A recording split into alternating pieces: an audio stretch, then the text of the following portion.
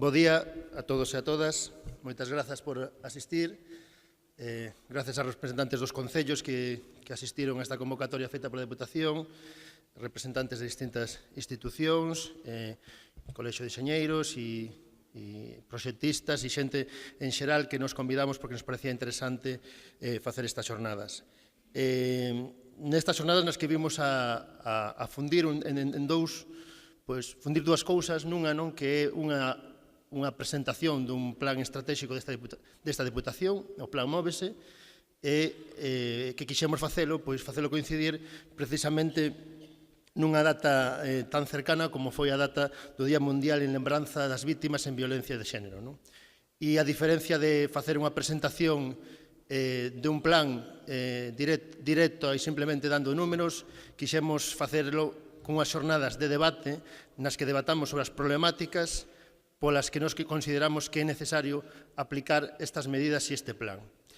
Ao longo da xornada do día de hoxe, falarán representante da Dirección Xeral de Tráfico, falará unha representante de Stop Accidentes, e falará tamén o representante da Policía Local de Pontevedra, que nos contarán cas súas distintas visións, cos seus distintos puntos de vista, abordarán toda esta problemática da seguranza viaria que para nós a seguranza viaria, dixemos desde o primeiro momento en que este Goberno da Deputación dixemos que íbamos a facer un xiro na política no servizo de mobilidade, dixemos que queríamos que o Servizo de Mobilidade fixese unha política na que as persoas fosen os seus primeiros receptores. E dentro dese xiro, a seguranza viaria, a preocupanza pola seguranza viaria, é para nós unha aposta estratégica. Sin máis, vou dar pé á presidenta da Deputación de Pontevedra para que inaugure estas xornadas e ao vicepresidente despois que tamén nos comentará unhas cousiñas. Bos días, gracias Uxío, bos días a todas e a todos. Decía Uxío que o pasado domingo, día 20 de novembro, celebrábamos en toda a provincia de Pontevedra, en toda Galicia, en toda España, en moitos lugares do mundo, Día Mundial en recordo das víctimas de accidentes de tráfico. É un día no que dende a sociedade civil e o conxunto das administracións se reivindica a necesidade de dar un xiro total e absoluto ao tratamento da mobilidade. É un grito silencioso e democrático en pos da necesidade de loitar contra os numerosos accidentes que sufrimos nas nosas estradas. Certamente, moitos, un porcentaxe moi alto deses accidentes poderían terse evitado se se tomaran un conxunto de medidas que permitiran pasar dese modelo no que os protagonistas da mobilidade son os artefactos con rodas a que sexan as persoas o centro de todas as decisións que haxa que tomar en torno á mobilidade. Certamente vivimos nun mundo moi complexo, donde o tránsito é fundamental para o desenvolvemento da economía, pero que ese tránsito non ten por que estar reñido, sino en todo o contrario, con garantir a seguridade das persoas. Cada vez hai unha maior conciencia de que isto ten que ser así, de que as nosas estradas teñen que ter todas aquelas medidas que permitan que nós, as persoas, teñamos seguridade viaria e que tense que convertir eso nun obxectivo fundamental das administracións. Por iso, dende a Deputación de Pontevedra, e liderado polo vicepresidente, por César Mosquera, e polo delegado de área de mobilidade, Uxío Benítez, temos posto en marcha un proxecto de seguranza viaria, o Plan Móvese, que ten como obxectivo cambiar o modelo, que sexa a seguridade viaria, repito, a que centre as nosas decisións. Oxe, hai unha demanda moi relevante de que cando se tomen decisións nas infraestructuras se teñan en conta os dereitos dos peóns, os dereitos das persoas que transitan por outros medios que non sean exclusivamente o automóvil, as bicicletas, e, por suposto, por tomar decisións de reducción de velocidade e de calmado do tráfico que permita garantir esa seguridade. Por iso levamos máis dun ano desenvolvendo este proxecto, o Plan Móvese, que busca que dende a Deputación de Pontevedra cumpramos coas nosas obrigas como administración que ten que garantir esa seguridade. Hoxe temos aquí con nós a representantes de Stop Accidentes, que ten sido unha asociación que ten loitado moito porque cambiemos os hábitos, porque cambiemos os conceptos de mobilidade e porque se tome como unha prioridade a seguridade viaria. Gracias por acompañarnos e polo voso traballo, por esa presencia continua, por esa denuncia continua, por esa reivindicación continua de que temos que evitar os accidentes porque podemos evitar os accidentes. Tamén quero saudar e agradecer a Daniel Macelle, Policía Local de Pontevedra, a súa presencia e tamén a súa participación nesta xornada. A cidade de Pontevedra se ten convertido nun modelo de tratamento a seguridade viaria con moitos recoñecementos no mundo e, polo tanto, as boas prácticas e as boas experiencias teñen que servir como modelo para que logremos cambiar este modelo onde os protagonistas eran os automóviles e sexan as persoas. Temos que gobernar para as persoas. Tamén quero agradecer a Dirección Xeral de Tráfico que vai a participar nestas xornadas, a Dirección Xeral de Tráfico que está tamén dende fai xa tempo tendo un gran protagonismo en evitar os accidentes. Temos que sumarnos ao conxunto das administracións e traballar xuntos para evitar ese número insoportable de accidentes que levan a un número moi importante de falecementos que, repito, poderían ser evitados se se tuvieran tomado as medidas que son precisas.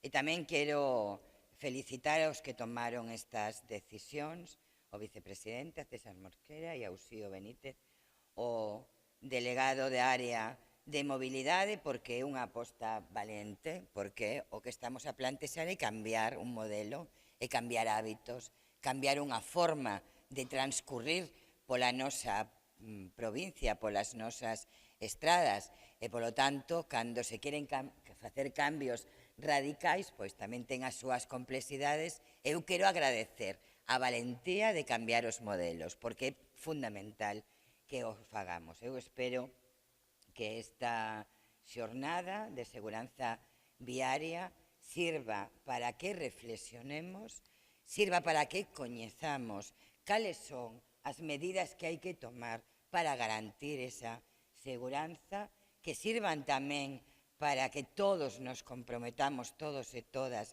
en este novo traballo que temos por diante, porque é un compromiso, é unha responsabilidade, é un deber de todos, é un dereito da cidadanía que tomemos medidas axeitadas para garantir esa seguranza e tamén para que poidamos reflexionar, para que poidamos aportar, polo tanto, tamén unha xornada aberta a escoitar, porque de escoitarnos seguramente que seremos capaces de mellorar este plan Móvese que poñemos en marcha e tamén de respostar a todas as dúbidas que se poidan ter. Así que dou por inauguradas estas xornadas, agradezo de novo a vosa presencia e espero, estou segura, de que esta vai a ser unha xornada moi interesante que vai a comenzar o camiño de convertir a provincia de Pontevedra nun referente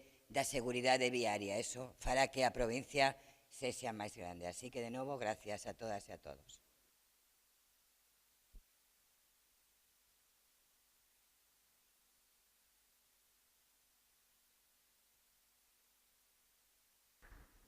Ben, dou paso entón ao vicepresidente da Deputación, César Mosqueira, que alén de ser o vicepresidente da Deputación de Pontevedra, pois é unha persoa cunha experiencia notable neste ámbito, no ámbito municipal, no Concello de Pontevedra, que, como xa dixo a presidenta, pois tense convertido nun referente non galego nin estatal, sino a nivel internacional de como aplicar este tipo de políticas de seguranza viaria e de, por reducirlo de alguma maneira, de que as políticas den ese xiro de estar pensadas máis nos vehículos e en vez de estar pensadas nos vehículos, estar pensadas nas persoas. Entón, do paso ao vicepresidente César Mosquera.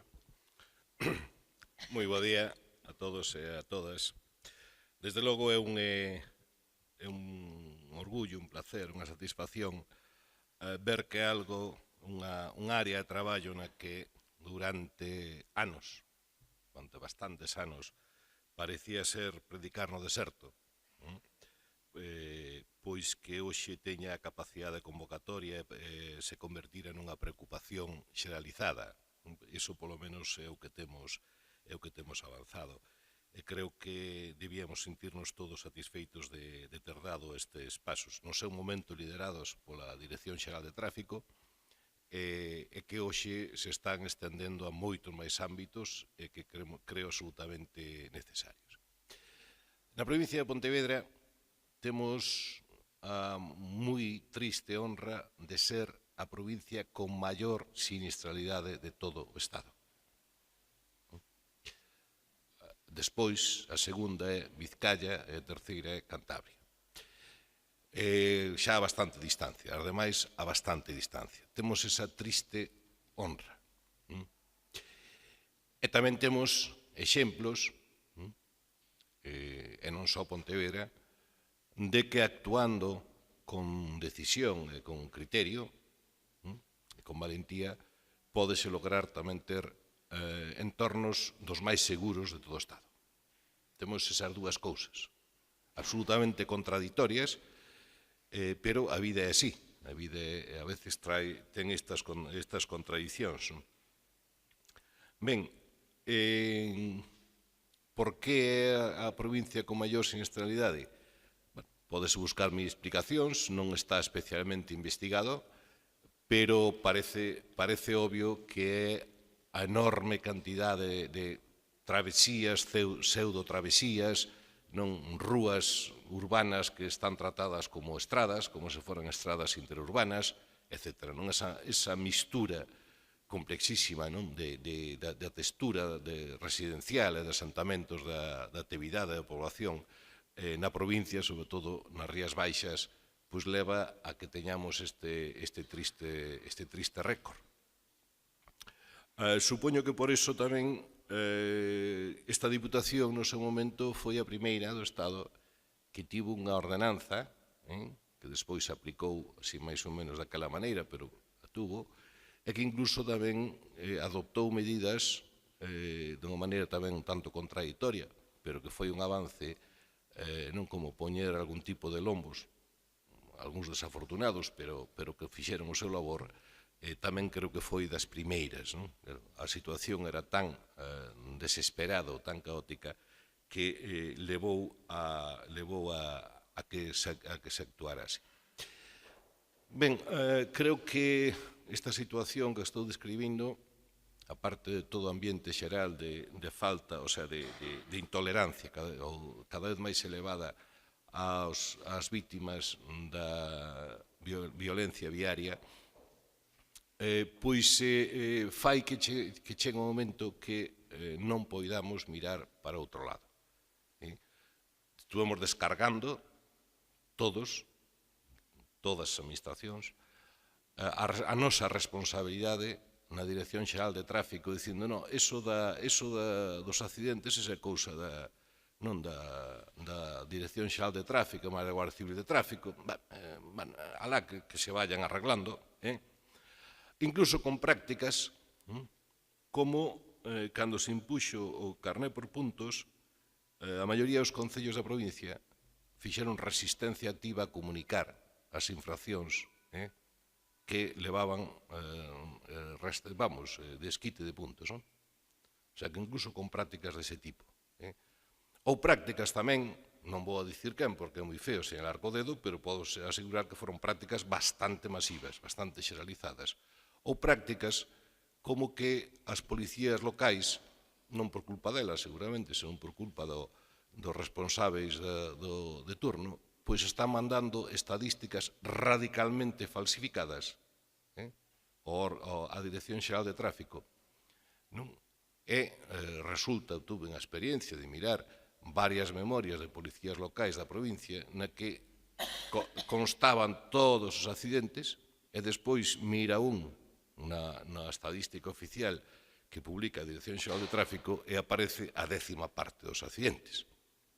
Aparece a 10ª parte dos accidentes. Claro, as compañías de seguros resulta que contan todos os accidentes e despois nos poñen os seguros máis caros. Só nos estamos engañando a nós mesmos, verdad? Estamos enganando, facendo trampas ao solitario, bárbaramente, pero os accidentes siguen sendo os accidentes, os feridos siguen sendo os feridos graves siguen sendo os feridos graves, os mortos siguen sendo os mortos.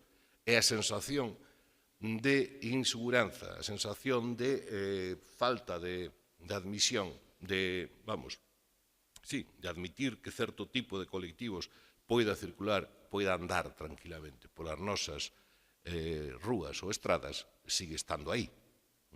Sigue estando aí. E, polo tanto, facernos trampas ao solitario non vale para nada. Non vale para nada máis se cadra algún que é de mala conciencia. A efectividade, non ten absolutamente ningún. Ben, cal é a clave para poder avanzar? Pois nós entendemos que dúas. Unha, tomar conciencia do problema, pensar que como a responsabilidade que cada un teña, como diseñador, como, digamos, como policía ou como xestor ou como que sexa, que toda morte ou todo ferido grave ou todo neno que non pode andar pola rúa ou todo maior que non pode andar pola rúa por medo, pois é bastante grave éticamente e como responsables públicos é bastante grave non tomar as medidas que sabemos que se poden tomar e non mirar para outro lado. E a segunda, pois, aprender, mirar de todos lados, mirar o que se fai, seleccionar o que funciona e non escapar, digamos, ao que a realidade do que se ve.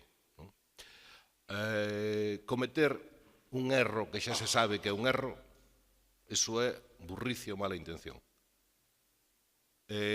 Cometer un erro que ainda non se cometeu, pois iso é natural. Entón, hai cousas que sabemos que non funcionan. Por lo tanto, unha de dúas, ou non quere ver que non funcionen, ou quere escapar da responsabilidade, non? Si non está demostrado que non funcionen, pois habrá que velo, non? Habrá que miralo e, pois vamos aprendendo todos a base de ensayo-erro, sobre todo onde non hai novas, onde non hai experiencias, non? Xa feitas. Pero neste campo hai moitísimas experiencias, non? Podo vos dicir, por exemplo, que en Estados Unidos, no Reino Unido, mesmo en Francia, o que sexa, houve grandes polémicas con respecto a unha serie de medidas, por exemplo, en concreto, reductores de velocidade, o que sexa, que están totalmente superadas. Nova York está colocando lombos, chamamos os lombos máis ou menos a un ritmo de 1000 anuais, despois de haber unhas batallas legais e demais tremendas durante anos, etc., que se acabaron. Están acabadas xa. Superadas. Non existe xa ese problema. Verdad? Hasta se atreveu a poñer lombos e reducir a sección na Quinta Avenida, na famosa Quinta Avenida. O paradigma mundial do neon, e máis dos coches circulando por por todos lados.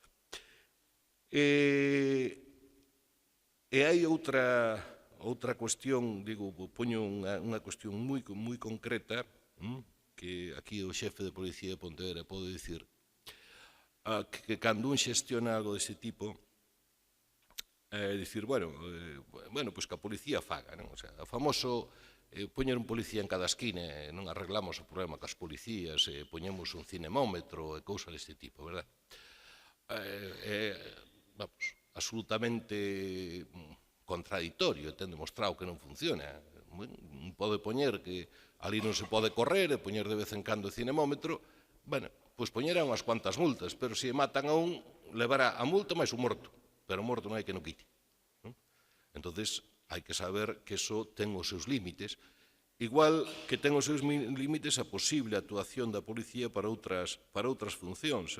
Nós sempre preguntamos ao xefe da policía, é dicir, mire, se adoptamos esta medida, a policía vai ter capacidade para controlala. Pois claro, se non ten capacidade para controlala, pois é fantástico adoptar a medida, pero ao final o único que vai crear é bronca e non resolver nada. Ben, hai toda unha serie de cousas que hoxe se expoñerán aquí e outras moitas que seguro que non dará tempo que salgan, que teñen demostrado a súa eficacia e outras que teñen demostrado a súa falta de eficacia ou a súa carencia de validez. Ben, pois, aprendendo de todos lados, veño agora, por exemplo, o xoves e o venres, xunto con Jesús Fole, o asesor de mobilidade, estivemos en Bilbao nunha xornadas ali, e aseguro-vos que houve unha serie de detalles dos que podemos ver de como funcionaban ben ou como funcionaban mal. Sempre hai que estar aprendendo e avanzando. E nesto podo dicir moito a Dirección Xeral de Tráfico, que cando tuvo empuxe, durante anos, cando tuvo empuxe de estar continuamente adoptando medidas e impulsándoas, a reducción de accidentes foi en picado. Creo que foi a máis rápida de todo o mundo, creo. Durante anos, creo que foi a máis rápida de todo o mundo. Por exemplo, estábamos bastante peor que Italia, en 8 anos estamos casi o doble millor, digo, no Estado español. Ou melloramos a Francia, que estaba moito mellor que o Estado español, ou melloramos a Alemania, etc. Fixo unha cousa rapidísima, pero non foi, era exemplo mundial. Foi parar, digamos, e deixar ir a inercia das medidas adoptadas sin adoptar ninguna nova e empezar a empeorar. Aquí non hai situación estática. Ou se empuxe, ou se vai peor. Ou se vai para diante, ou se vai a peor. Entón, esa é outra lección que está aí, que non sucedeu só aquí, no Estado español, sucedeu tamén en Irlanda, creo, se non me engano, sucedeu que era das que ten mellores cifras do mundo, sucedeu tamén no Reino Unido, en Suecia, en Alemania, sucedeu en todos os países. En canto non tuveron o empuxe de estar adoptando novas medidas, de ir forzando, non para mellorar a seguranza viaria, empezou a empeorar.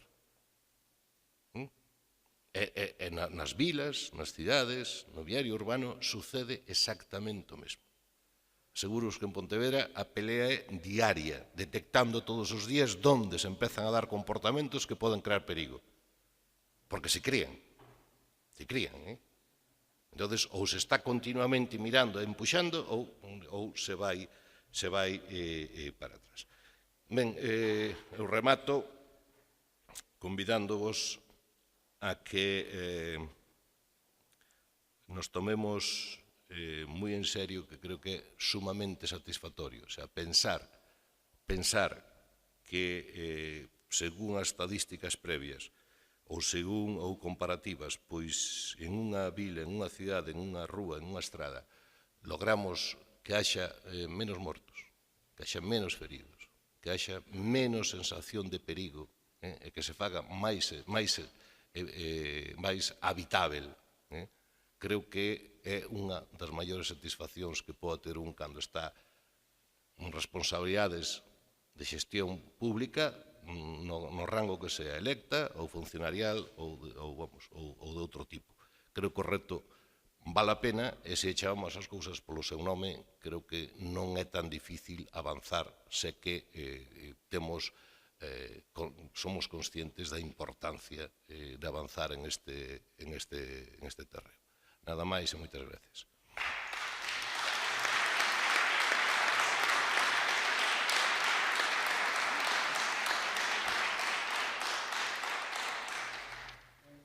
Gracias a presidente e a vicepresidente, xa te estaba quitando cargo, a presidenta e a vicepresidente, moitas grazas pola inauguración das xornadas, e agora vamos a pasar á primeira conferencia, que é a de Jean Picard, de Stop Accidentes.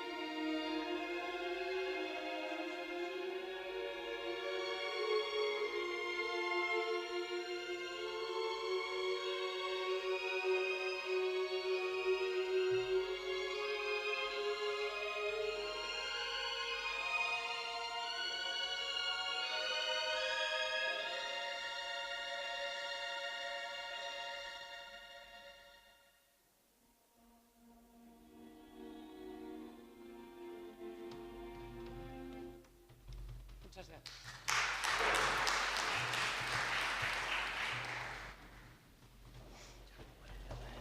Sí. ¿Quieres que te presente ya? Bueno, vale. Seguro que es esta. Sí, sí. Ben, bueno, difícil falar agora despois deste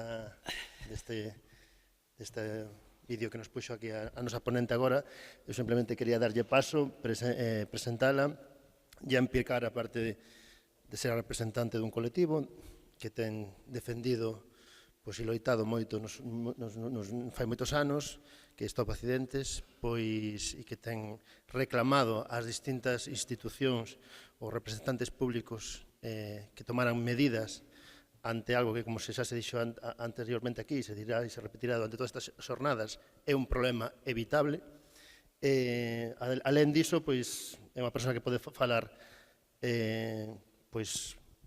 con coñecemento de causa, porque tamén ela é unha persoa que tivo a desgraza de que un fillo fose vítima de tráfico. Con ela vos deixo e con caso de introducción. buenos días. Es un privilegio para mí estar hoy aquí. Agradezco muchísimo a la Diputación, al Concello de Pontevedra. Perdón que voy a falar en castelán. El invitar a Stop Accidentes a poder hacer oír su voz. Es la voz de las víctimas. Han visto aquí a nuestros seres queridos que el domingo pasado hemos recordado a nivel mundial. Sepan que en el mundo es 1.300.000 personas que son familias que fallecen cada año en el mundo. 3.000 personas hoy van a fallecer en el mundo. 500 de ellos son niños cada día en el mundo. Y estas víctimas se suman día tras día, año tras año. Os aseguro que no hay otra tragedia mundial, más escondida, porque por desgracia no nos morimos todos juntos. Y esto es responsabilidad de todos, responsabilidad personal de cada uno de nosotros, pero también responsabilidad de quienes nos gobiernan. Y es un privilegio estar hoy aquí en la Diputación, donde están representados pues todas las instituciones, todos los partidos, porque no es un problema de partido político, es un problema de política de Estado, es un problema de seguridad ciudadana, porque la seguridad vial es seguridad ciudadana.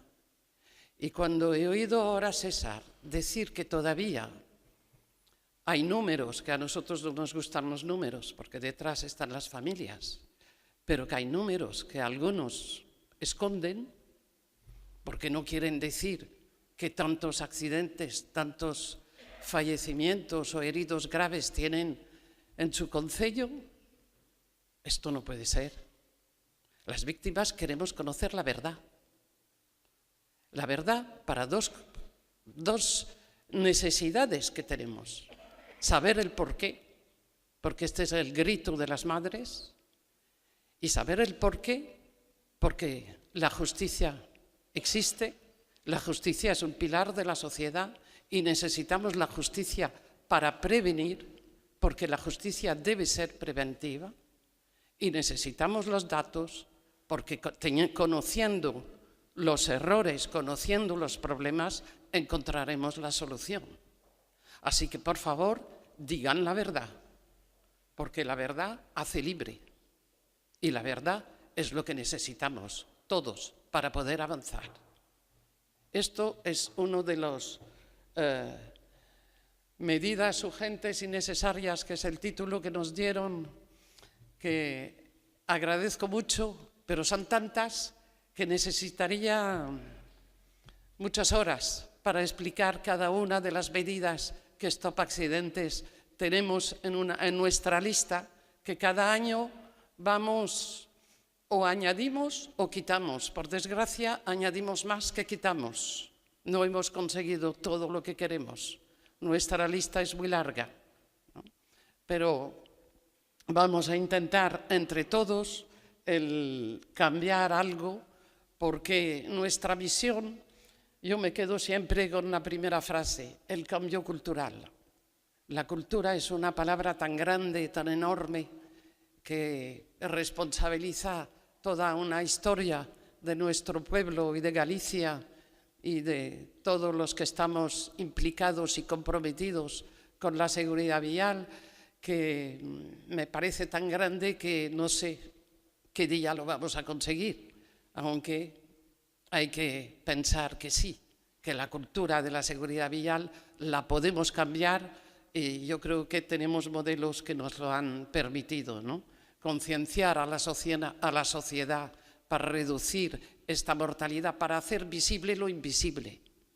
Esto ha sido la labor de Stop Accidentes desde el año 2000, en la cual nos hemos fundado. He sido una de las fundadoras después de que fui capaz de empezar a pensar. Esto pasó, mi hijo falleció el 1 de enero del año 2000 en la vía rápida del Barbanza. Le hemos quitado el nombre y la hemos convertido en una autopista segura. Nos costó mucho trabajo, que por cierto, quitarle el nombre de rápido lo tuvimos que cambiar desde la DGT, no desde la ley, pero era la ley de circulación. Y hace muy poco que me enteré que estaba este nombre en la ley de carreteras. Y hace muy poco que se ha cambiado en la ley de carreteras, que han reconocido, que yo creo que fue el año pasado, o hace 2 años, han reconocido que la palabra rápida no era conveniente. Los conceptos son importantes porque nos hacen también reflexionar. En eso estamos, porque esto es la línea que nos separa de la vida o de la muerte. Invasión del carril contrario. Una pequeña línea pintada en nuestras carreteras y que muchas veces los días de niebla ya casi ha desaparecido, ¿no? Pero esto es nuestra responsabilidad, respetar esa línea continua, ¿no?, que no siempre vemos. La realidad, esta es la realidad de nuestras ciudades. ¿Qué hemos hecho con los vehículos? Hemos empujado los peatones y hemos invadido con todos los vehículos que hoy día tenemos a nuestro alcance, ¿no? La ciudad ha dejado de ser la prioridad del peatón y la realidad es lo que nos crea todos los problemas con los cuales quiero sencillamente hacer una reflexión con todos ustedes, porque esperamos que el Plan MOVE nos cambie esta realidad, ¿no? Entonces, aquí os traigo una reflexión de Eduardo Galeano, cuando dice que en las ciudades cada vez hay más autos que se cruzan y cada vez menos personas que se encuentran. Si todos hiciésemos esa pequeña reflexión, cambiaría las ciudades, ¿no? Hace 50 años, la playa de Santa Cristina en La Coruña, y seguramente que en todas las playas de Galicia, si no, podíamos poner el coche al pie de la marea, Así era. También es verdad que hace un año los hay que se meten a la sombra del coche, por mucho que estén allí en el campo, ¿no? Si no nos obligan ahora con postes de madera a no invadir la playa, seguro que estaríamos todavía como hace 50 años. Así somos. Así somos. Sin embargo, ¿qué es lo que tenemos? Tenemos un espacio común. Y este espacio común es para convivir, que lo dice la palabra vivir. Convivir, claro. Tenemos las vías, las aceras, el carril, los parques, etcétera. Con todo esto que hemos hecho, pues hecho normas, la señalización, para tener una cierta seguridad después de inventar tantas carreteras, etcétera, ¿no? En estas carreteras que hemos metido los conductores, los peatones, todos los vehículos, ciclistas, motoristas, allí estamos todos, ¿no? Pero ¿quién conduce? Lo que llaman el factor humano, ¿no? Nosotros, los responsables de nuestra conducta. El permiso de conducir, lo dice la palabra, es un permiso de buena conducta.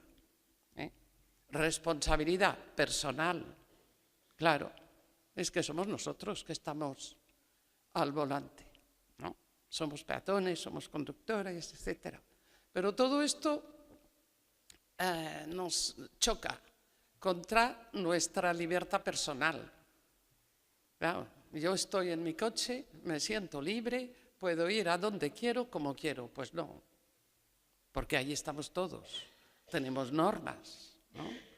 Empezamos a hablar de civismo, de urbanidad, es decir, no hay una educación en la cual si la tenemos en nuestra casa, si la tenemos con nuestros hijos, ¿por qué al subirse a nuestro vehículo nos transformamos en pequeños monstruos? Aquí yo controlo. Este es el gran problema de saber cómo compartir la vida en el tráfico. Os pongo, a ver, no sé si me pasé, sí, algún ejemplo. Esto es la carretera Camino de la Estrada. Hace muchos años que nos denunciaron este problema. El pueblo está allá arriba. ¿Dónde han puesto el centro de salud? Al otro lado de la carretera. No encontraron mejor sitio. Y mirar que hay campos y campos, hasta llegar a la carretera. ¿Qué tienen que hacer los del pueblo para ir al centro de salud? Cruzar esta carretera, ¿no? Esto se llama urbanismo, urbanidad, pensar en los demás. ¿Cómo es que hemos planificado tan mal en Galicia? Se hacía una carretera, ahí íbamos todos, al borde de la carretera, ¿no? Eso es crear problemas, cuando se podía haber pensado antes de, que ese es el gran problema. Mirar cómo están allí los peatones cuando hay niebla. Para cruzar les han pintado una rotonda, yo lo llamo los grafitis de la carretera. Estas pinturas, cualquiera las puede poner, desaparecen al cabo de unos días o meses de lluvia y allí queda. Y el peatón, que se las arregle. Y además, como está pintado, pues el peatón tampoco le hace mucho caso, ¿no? Esto llama a la reflexión. Estos son errores que se cometen. Se hablan de carreteras que perdonen los errores, pero, por favor, hacerlas bien. Proteger al peatón, que es el más vulnerable en nuestras carreteras aquí en Galicia, ¿no? Aquí los tenéis. ¿Qué hacemos? ¿Qué hacemos con nuestros niños camino a lo mejor de la tienda o de la casa de la abuela un domingo? ¿Por dónde andan? Esto es el a diario de nuestras carreteras. ¿Y quién aparece por ahí de repente? El conductor distraído que está contestando al móvil, porque la distracción hoy día mata. Mata la distracción. Quedaros con esta frase. Distraernos y podemos ser responsables de la vida de otra persona. Esto es las nuevas tecnologías, dicen. Pero las nuevas tecnologías podrían ayudar para hacer de verdad una senda peatonal fuera de la vía. Todos estamos en estas carreteras. Todos hemos andado en estas carreteras un domingo camino de la playa en el verano. Otros ejemplos. Tenemos espacio delante de casa. ¿Qué hacemos? Plantamos flores. Bueno, vale. ¿Y el peatón? Seríamos capaces, estas fotografías se las enseñamos a los niños en los colegios cuando vamos. Y a veces hay un niño. Claro, es que el terreno es de mi abuela. Claro, este es el gran problema. Claro, ¿están los abuelos dispuestos a ceder este trocito de terreno en el cual planta flores para que su vecino, cuando vaya camino del bus o a comprar el pan, pueda andar con seguridad? Y ella misma. Además, es que aquí en esta foto lo ha hecho al revés. Que pongan las flores al borde de la casa y que deje un trocito de acera para el peatón. Esta es nuestra realidad en todos los pueblos de Galicia. Que las flores son muy bonitas. ¿Y la seguridad? Eso sí, la reclama el ayuntamiento. Oye, ponme una acera. Pero claro, es que mi terreno vale mucho. ¿Qué más? ¿Le ponemos precio a la vida? No somos conscientes. Claro, ahí los tienen. ¿Cómo va? Y las cunetas. Las cunetas, que a veces son todavía verdaderos precipicios. Si las cunetas hoy día deberían, no digo no existir, pero pueden ser muchísimo más preventivas, digamos, ¿no? Y después el cubo de la basura, eso sí, tiene su sitio. Pero ¿cómo llegamos a la parada del bus?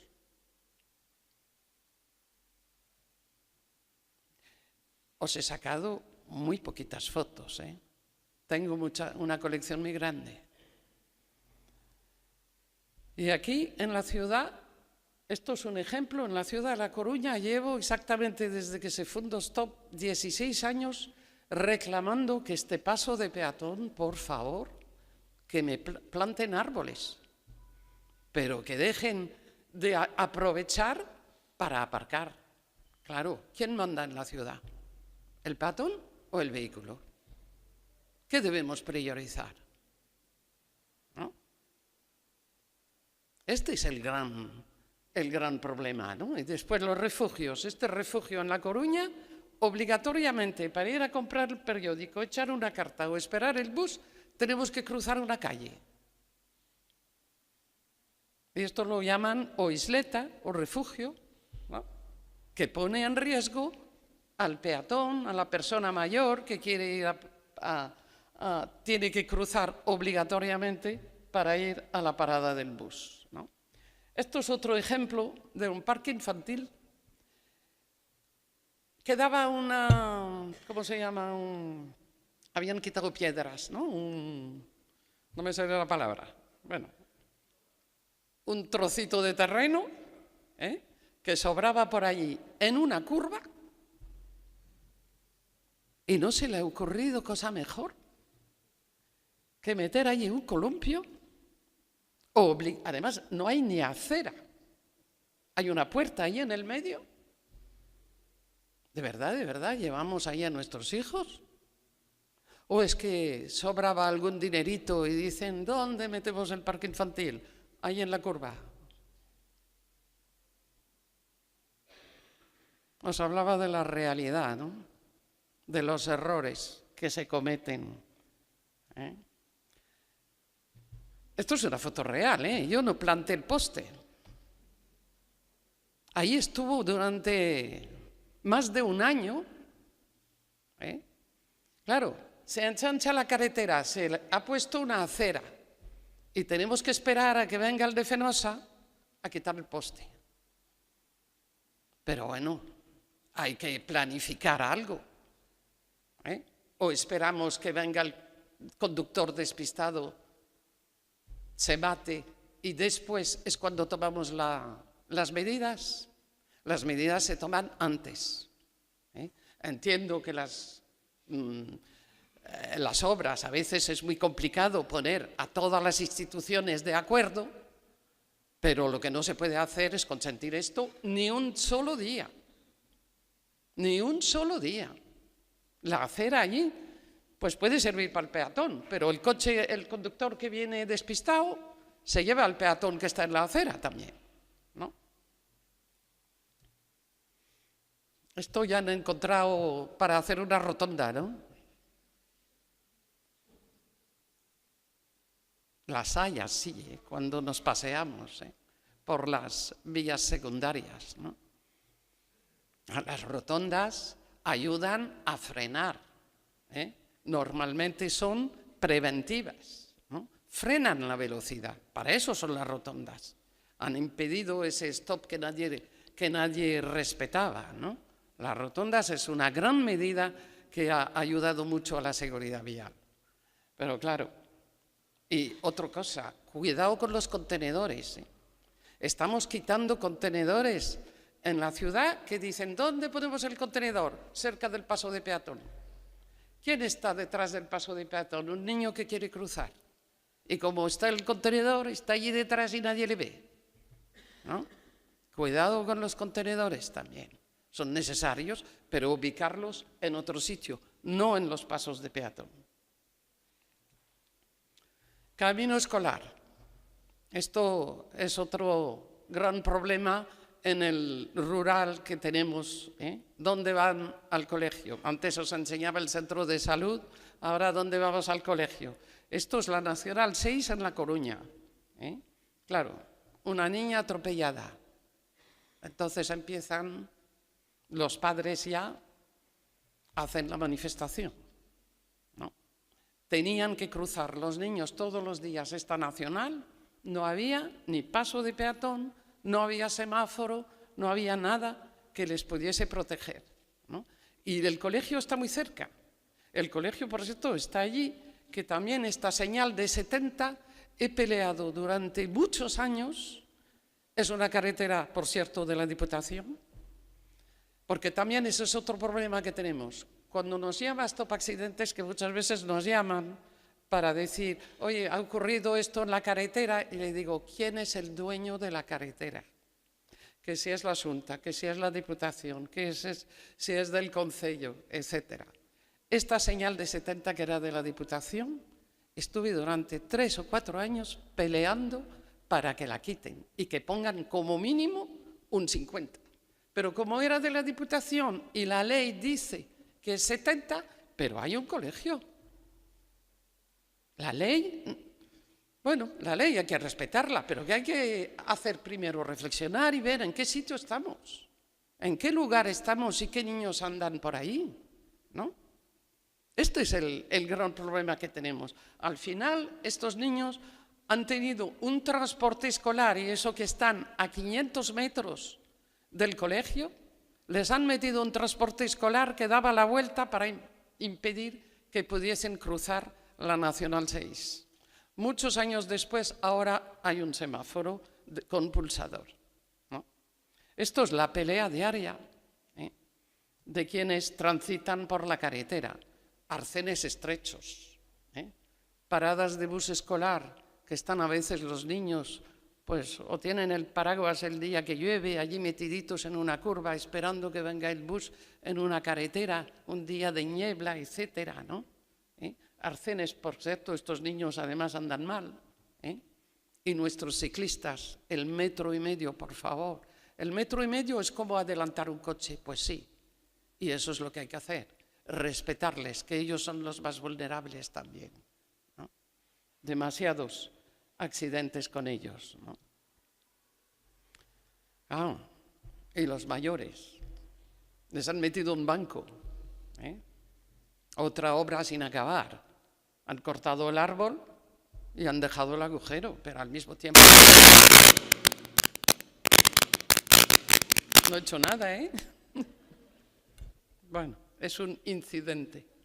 Bueno, nuestros mayores, los pobres, a veces no pensamos, claro, uno corta el árbol, es otro el que tiene que venir a echar un poquitín de cemento.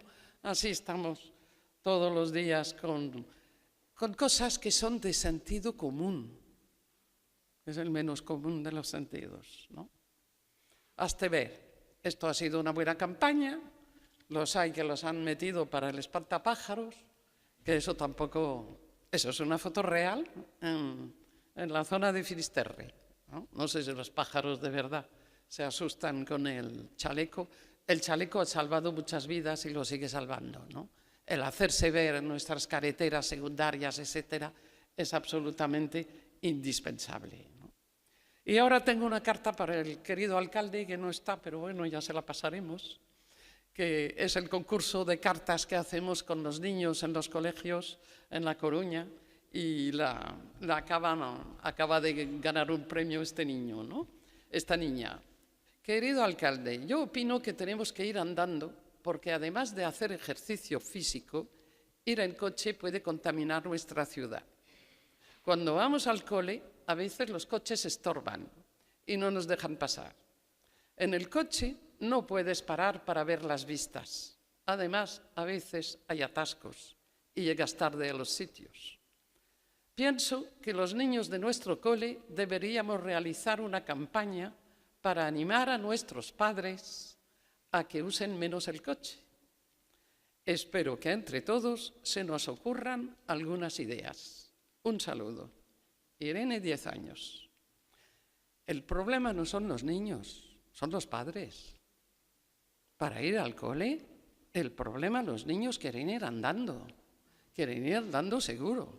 Y los padres, si llueve, pobrecitos, les llevamos en coche, aparcamos en segunda, tercera fila, estorbamos la circulación, creamos riesgo en la entrada y salida de los coles, ¿eh? Este es el gran problema también. Nuestros hijos son los que van a educar a sus padres. Soluciones. Puerta de un colegio, ¿eh? Barreras para impedir que los niños salgan corriendo sin tal. Los refugios para cruzar avenidas dobles, que puedan tanto los niños como las personas mayores cruzar a 2 tiempos, ¿eh? La palabra lo dice bien, y está claro que las plataformas para frenar el tráfico delante de los colegios es absolutamente indispensable, ¿no? Esto obliga al conductor, y lo sabe bien Pontevedra, obliga al conductor a frenar, ¿eh? Esto no hay. Tenemos que obligar, porque el conductor no es consciente del riesgo, porque no cumple las normas, porque no obedece a las señales. Ese es es triste. No estamos educados. La conciencia del riesgo todavía no la tenemos asumidas.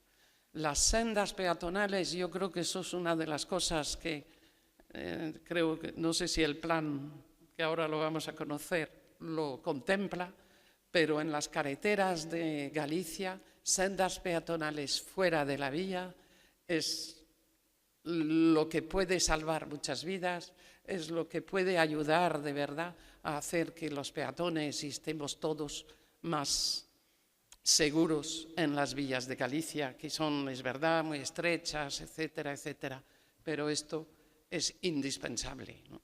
Porque estar el peatón en un arcén estrecho y metido en la vía, cada día se juega la vida, ¿no? Y los ciclistas, está claro, que si tuviesen unos carriles bicis para ellos, sería también. ¿Qué queremos? Vivir y convivir. Resumiendo, zonas de convivencia, calles peatonales, calmar el tráfico con las plataformas, prioridad al peatón, transporte público, claro, porque si queremos quitar coches de las ciudades, transporte público, carril bus, carril bici, refugios, infraestructuras seguras, sin coches, sin CO2, más saludable, vigilancia, educación, vamos a tener que vigilar.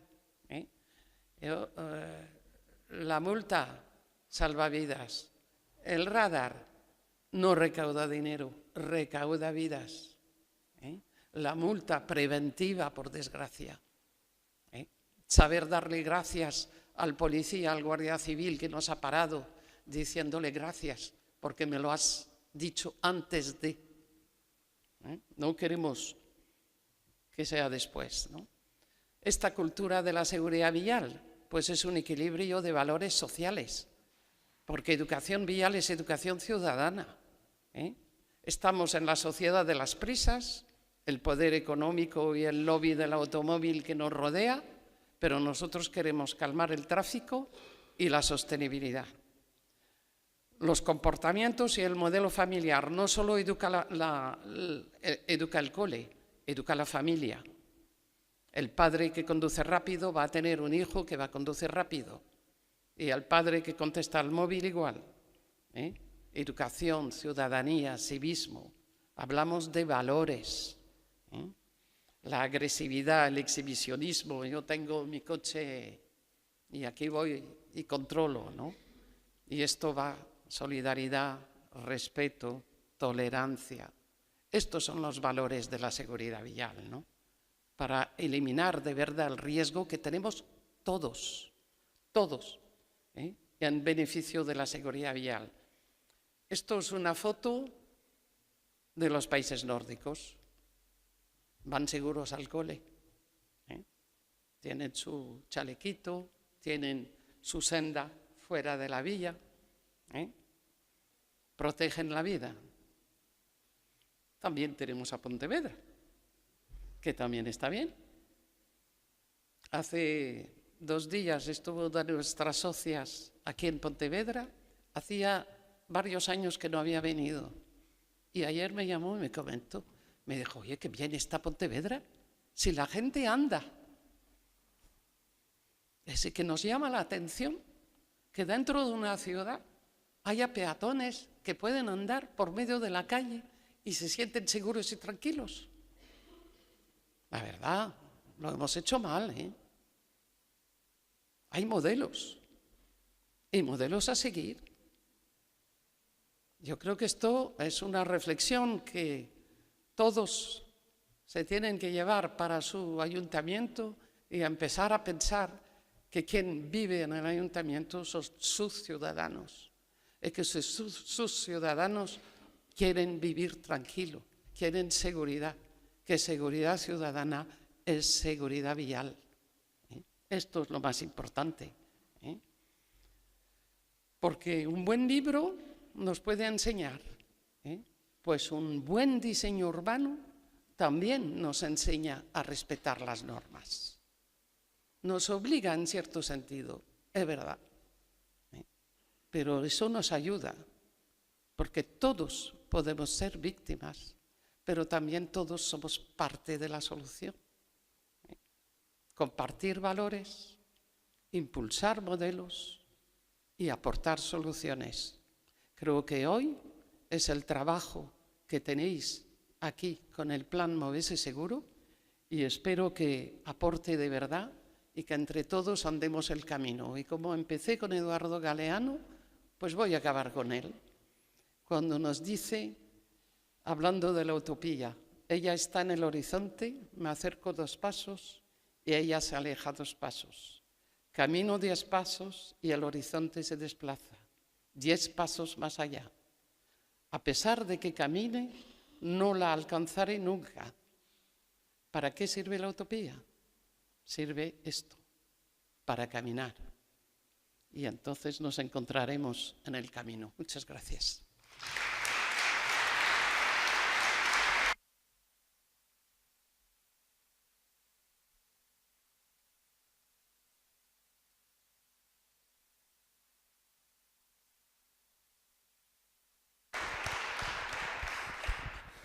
Moitas gracias, Jan. Tíamos previsto que despois de cada ponente facer un turno de preguntas, pero como estamos fora de prazo, mellor facemos as preguntas ao final de todo das 3 ponencias, vale?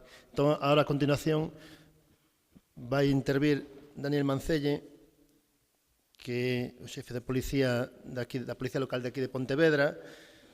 Xa contáramos con ele ano pasado na xornada sobre mobilidade que organizáramos no Museo de Pontevedra, se vos lembrades, e hoxe quixemos contar con ele precisamente polo que vos contaba no inicio do exemplo que significa Pontevedra en canto ás actuacións de seguranza viaria que teñen feito. Con ele vos deixo.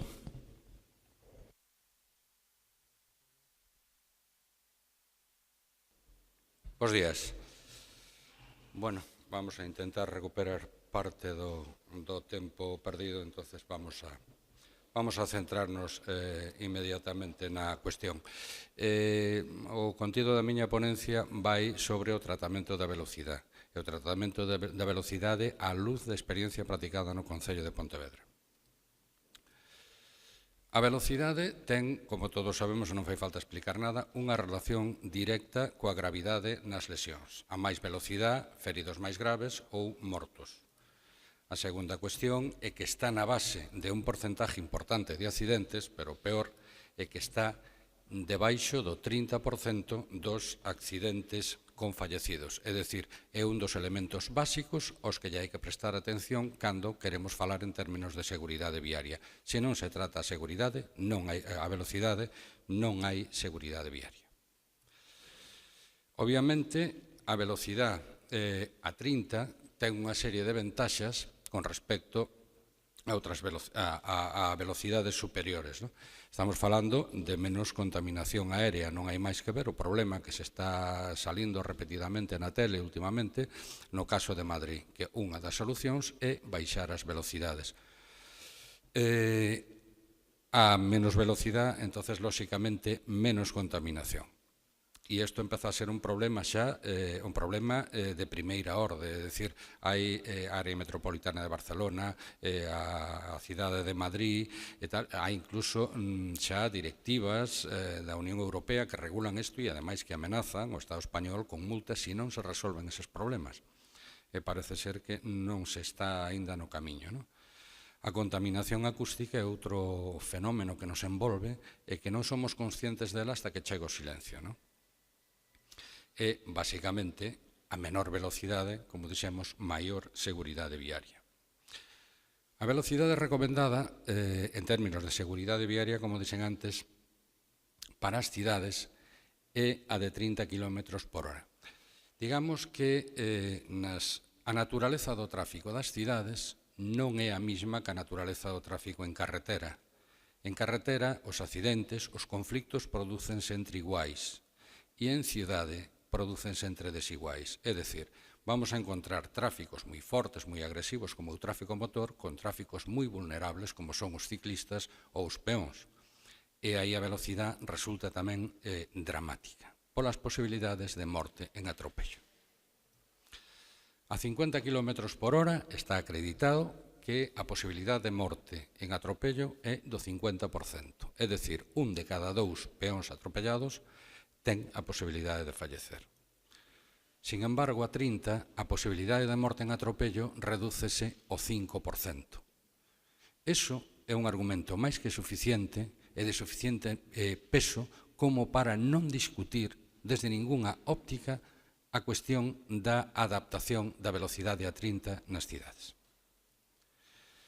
Esta é unha gráfica que é da Organización Mundial da Saúde, onde recolle isto que vos estou dicindo. É dicir, a 30 é o 5% a posibilidade de morte en atropello, a 50 do 50% e de 80 para arriba o fallecimento é prácticamente seguro no 100% dos casos.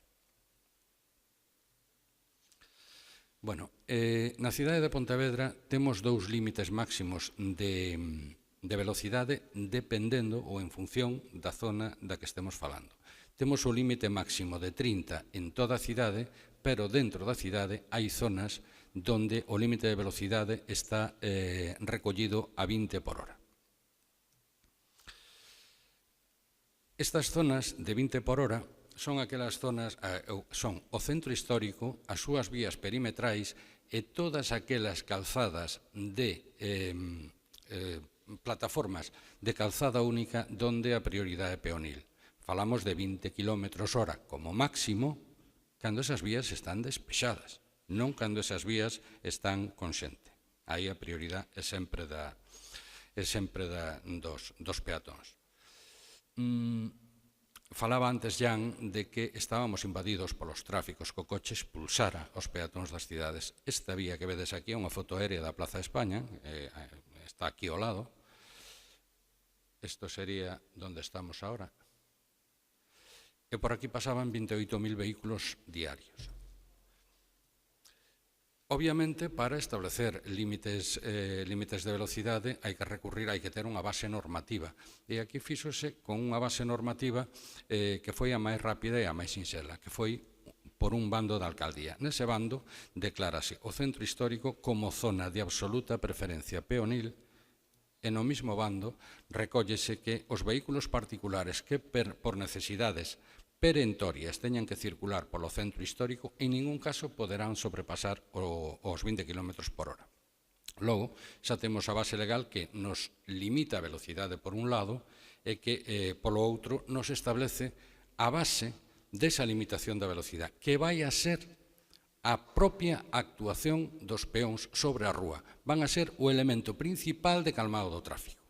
Exactamente igual que se as bicicletas foran polo centro do carril. Moitas bicicletas e moitas polo centro do carril van a actuar sin lugar a dudas como elemento de calmado do tráfico. Entonces, aquí temos a primeira zona, que é esta zona en azul claro, que é o centro histórico, donde se determina, por un lado, preferencia peonil e, por outro lado, velocidade máxima a 30. E é o propio diseño da calzada, falaba, creo que era Jan antes, que en moitos casos as calles, as rúas falan, e é o propio diseño da calzada o que che dice que por aí non podes correr. Por aí non te podes mover con libertad. Tes que andar moi despaciño porque podes generar un problema. Este é o sinal que se deseñou para a restricción do tráfico. Falamos de que solamente se podrá entrar na cidade aqueles que por necesidades perentorias o poidan facer. Bien, pois na cidade só poden entrar, non pode entrar, por norma non pode entrar nadie, excepto ou salvo as bicicletas carga e descarga e os autorizados. Para iso inventouse o concepto de servicios, que non o vamos a expoñer agora porque o motivo desta exposición é a velocidade e non outra cuestión. Pero a base do control da velocidade no centro histórico está en unha mobilidade ben priorizada. Na que, primeiro, vaya o peatón. Detrás do peatón vaya a bicicleta, detrás da bicicleta vaya o transporte público e, finalmente, o transporte privado. Pontevedra non é unha cidade peonil en sentido estricto, donde non están permitidos os tráficos, Pontevedra é unha cidade de coexistencia donde só entra o tráfico necesario para o desenvolvimento da actividade económica e para, digamos, garantizar o nivel de vida dos seus ciudadanos. Os outros tráficos sobran e botámolos fora, que eran os tráficos de paso e os tráficos que están buscando estacionamento. Hubo que facer didáctica, hubo que encher as rúas, hubo que invertir moitísimos cartos en actividades de todo tipo, pero finalmente as rúas encheronse e hoxe se vades por aí por calquera das rúas, veredes que nadie se pon nervioso porque leve a un señor maior diante que vai moi despaciño, estando ao volante. Tranquilo, espera, porque esa prioridade invertida está asumida. E é o principal elemento de calmado de tráfico que temos hoxe nas zonas peonís. Aquí temos dous enfoques do mesmo espacio. Unha cidade concebida para os vehículos e o mesmo espacio pensado para os peóns. No primeiro non se pode falar de prioridade peonil, pero no segundo parece que xa meter un coche e ir a certa velocidade, eso non pode ser. Trasladada esa reflexión aquí mismo, aquí o que vemos son escenas de rubor, en moitas ocasións dos propios residentes que van aos seus garaxes que están incómodos porque a rúa fala. E aquí ti non te podes mover, non podes correr, sínteste un intruso, salvo que seas un anormal, obviamente. Pero se eres unha persona normal, non tes problema ningún. Non corres, vas despacito.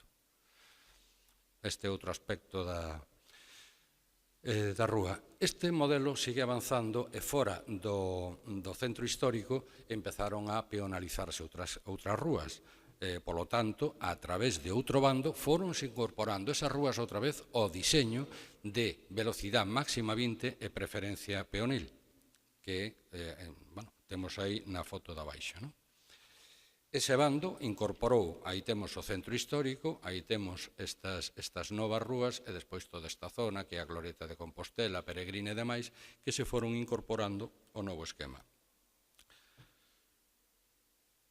Esta é a Rúa Gutiérrez Mellado, antes do 2002, que esta é unha rúa que está aquí ao lado, este era o seu aspecto, e esta é a rúa actual con prioridade invertida e con plataforma única conforme a eses criterios que se determinaron antes. E a cidade sigue peonalizándose, siguen avanzando as rúas de plataforma única e entonces estamos elaborando unha nova ampliación do bando donde vamos a incorporar outra vez ou novamente esta prioridade invertida e esta velocidade máxima a 20 km por hora. Aquí temos un exemplo nunha rúa que moitos de vos conoceredes, que é a Rúa Benito Corbal. Esta rúa é a rúa máis, digamos, máis comercial da cidade de Pontevedra. E isto era unha carretera nacional, a carretera nacional Ourense-Santiago. E aquí a temos no ano 2000 con 3 carrís de circulación, é un carril de estacionamento. Esta primeira planificación obedece a esa concepción de que todo espacio urbano ten que ser para o tráfico. Hubo unha reforma no ano 2000, a partir do 2000, donde se lle retirou un carril de circulación e ese carril de circulación aproveitouse para darlle máis espacios peóns. E finalmente, debido a que tiña moitísima presión peatonal, o que se fixo foi directamente peatonalizala.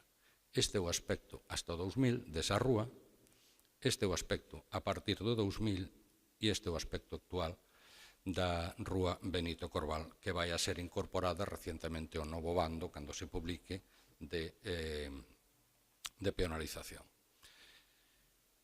Por outro lado, no centro da cidade, no que tampouco temos problemas de velocidade gracias ao tratamento da plataforma, é, digamos, aquelas zonas de un único carril de circulación e beira rúas anchas. Volvo a insistir no concepto de que nos invadiron, demoslle todo o espacio ao coche e quedóusenos con todo. Entonces, cando as cidades se dan conta de que teñen un problema co tráfico, empezan a aparecer unha serie de iniciativas tendentes a reducilo. Nuns sitios cobran, noutros sitios non se poden andar matrículas pares ou matrículas en pares según o día, noutros sitios non deixan entrar os residentes, tal. Aquí o que se fixo foi unha cousa moito máis sinxela.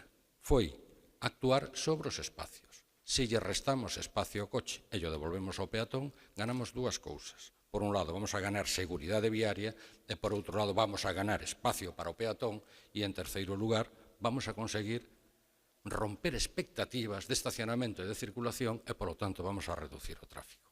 Iso é o que se fixo. É dicir, pasamos esta vía, era unha vía de 2 carriles, un para cada sentido, 2 carriles de estacionamento a ambos lados e unhas aceras, unhas beirarrúas de 1,5 metro de ancho. O que se fixo foi convertir a vía en toda unha plataforma única con prioridade invertida. Obviamente, os espacios que se llegaran aos coches hai que mantelos, hai que tratar de que os coches non volvan a recuperalos. E para iso hai que ser moi cuidadosos coa calidade do espacio e, sobre todo, conseguir que a xente os tome. Se a xente os toma, os coches non volven. Se a xente non os toma, estamos creando aí, digamos, futuras bolsas de aparcamento, porque entonces os coches volverán. O que se fixo para convertir estas calzadas de 9 metros, de 12 metros, 2 carriles un para cada sentido, beirarrúas anchas, etc., en vías practicables para garantizar únicamente ese tráfico de destino, para botar os coches da cidade e para conseguir velocidades mínimas, é ese que vedes aí na pantalla. Normalmente, toda a vía para os coches. Aquí partiuse do proceso inverso. Vamos a ver o que se necesita para os peatóns e vamos a ver o que lle queda aos coches. E entón, que necesitamos nunha beirarrúa? Pois ten que haber mobiliario, todo eso que vedes aí, farolas, bancos, non sei que, esos son 2 metros de ancho. Pero ademais necesitamos espacio para pasar os peóns e para pasar con certa tranquilidade. Bueno, pois ese espacio determinouse que ten que ser 2,5 metros, que é o espacio que necesitas para pasar con un paraguas aberto un por outro sin tropezar. En definitiva, nos vamos a calzadas de 4,5 metros de ancho e un único carril de circulación. Por aí non se pode correr. Non temos problemas, non temos accidentes graves no centro da cidade. E despois, obviamente, o que se fixo foi eliminar todos os semáforos do centro da cidade e deixar que a prioridade peonil fluya e ao mesmo tempo actúe como un elemento de calmado do tráfico. No paso de peóns ten preferencia o peón e se non estamos regulando dese paso ora os coches, ora os peóns con velocidades baixas, os peóns circulan tranquilamente, a posibilidade de accidente prácticamente non existe, de feito non os temos ou temos moi pouquiños e os coches móvense ao seu nivel. É dicir, digamos que temos 3 tipos de vías en términos de actuacións para controlar a velocidade. As vías de coexistencia con plataformas únicas e tráficos moi restringidos, prioridade invertida, que é o principal elemento de calmado. Temos as vías de un solo carril con beirarrúas anchas, nas cuales non temos ningún problema tampouco, e, digamos que, o elemento principal de preocupación son as avenidas, non? Son estas vías tradicionales de tráficos segregados, de 2 carriles para cada sentido, en fin. Entonces aí temos que facer actuacións diversas. Hai que actuar sobre a beirarrúa, pero hai que utilizar tamén outras técnicas. O primeiro que se determinou a partir do ano 2010 é a reforma da Ordenanza Municipal de Circulación, que dice que en Pontevedra non se pode circular en toda a cidade a máis de 30 km por hora. É a primeira cidade de España e creo que a primeira de Europa, pero non me atrevo, non vai a ser. Entón, unha vez creada a Ordenanza Municipal de Limitación, pois hai que dar información. Sabemos que o desconocimento da lei non exime do seu cumplimento, pero pensar que todo o mundo poida conocer toda a legislación, todas as ordenanzas, todos os bandos de todos os concellos é un pouco unha quimera. Entón, unha das solucións que se lle ocurriron aos técnicos que diseñan isto foi poñer en todas as entradas da cidade unha señal informativa que dice que non se pode circular na zona urbana a máis de 30 km por hora. Bueno, isto fíxose a través dun proceso de participación onde estuvo presente Jan Picard, onde estuvo as asociacións de veciños, Federación de Transportistas, Taxistas e demais, e, sacouse prácticamente sin maior problema porque as cousas cando son razonables funcionan e sobre todo cando se explican adecuadamente. Que técnicas se utilizan para a reducción da velocidade? Digamos que a principal é a do lombo, a do paso elevado. Hai unha serie de normas que pola súa importancia non é conveniente deixar o arbitrio dos condutores a súa infracción. Logo, se creamos un escenario físico donde se dificulte a infracción desas normas, estaremos ganando vidas. Estaremos ganando seguridade viaria. E a cuestión é que un paso elevado non che deixa correr. E se queres correr, vas a ter que deixar a mitad dos fondos do coche ali. Entonces deixarálos un día, pero non os volves a deixar máis se eres medianamente inteligente. Se queres repetir, pois alá ti. Entonces, os lombos funcionan en principio como elementos reductores de velocidade, pero en segundo lugar estamos falando de que Pontevedra é unha cidade para as persoas e que é unha cidade democrática, onde os espacios públicos deben estar a disposición de todo o mundo con independencia das súas circunstancias persoais. É dicir, que hai que promover a mobilidade, a accesibilidade universal. Unha persona en cadeira de rodas ou unha persona con dificultades de mobilidade para cruzar a rúa non ten por que baixar un escalón de 18 centímetros que pode ser o bordillo dunha beira rúa. En unhas condicións como estas, cruza sin ningún tipo de obstáculo, sin ningún tipo de problema. E o coche que ten motor a sube sin ningún tipo de dificultad tampouco. Fixadevos neste exemplo. Este é o primeiro paso elevado que hai entrando en Pontevedra desde Marín. Vimos de unha autovía de 80, na entrada de Pontevedra 80, despois hai señal de 60, e a 200 metros aproximadamente deste paso de peóns hai un sinal de 30. Si vedes todas esas marcas que temos na calzada, que se observa? Que hai un porcentaxe de conductores que non respetan os sinais. Non respetan os sinais. E que ocorre? Pois que salen dando botes e acaban dañando o coche. Claro, cando o coche doe, eso valo facer unha vez. Este é o segundo paso, que ven a continuación do anterior. Aquí podemos observar como aprender unha lección. Despois de rascalo a primeira vez, non esperaron a rascalo a segunda.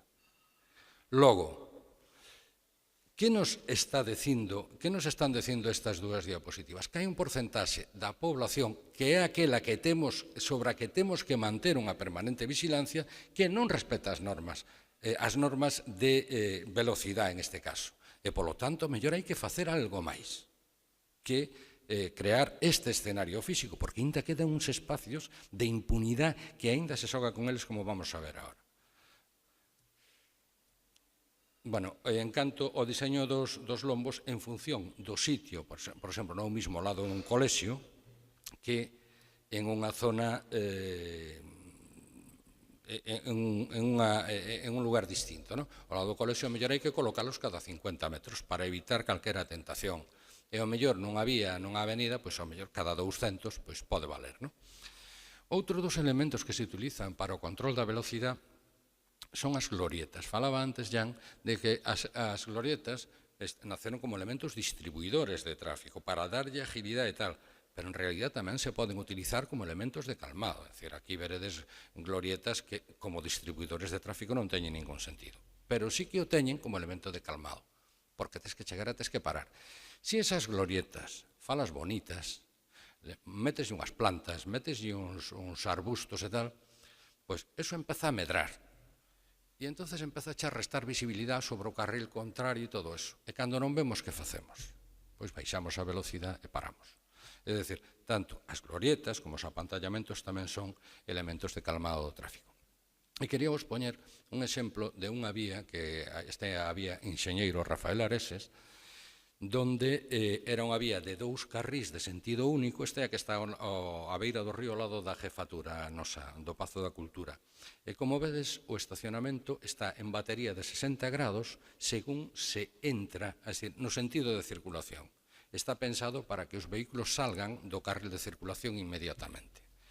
Aí tiñamos un problema coas velocidades, vaime salir agora. Aí tiñamos este problema. É unha vía de 30, pero tiñamos unha velocidade media de 50 km por hora con picos de 97. E según os aforadores, pois por debaixo de 30 non iba ni Dios. E, bueno, tiñamos un 42% que superaba os 50 e un 10% que superaba os 60 km por hora. É dicir, era unha situación que había que correxir de inmediato porque con estas velocidades, en unha zona tamén bastante transitada, podíamos ter problemas.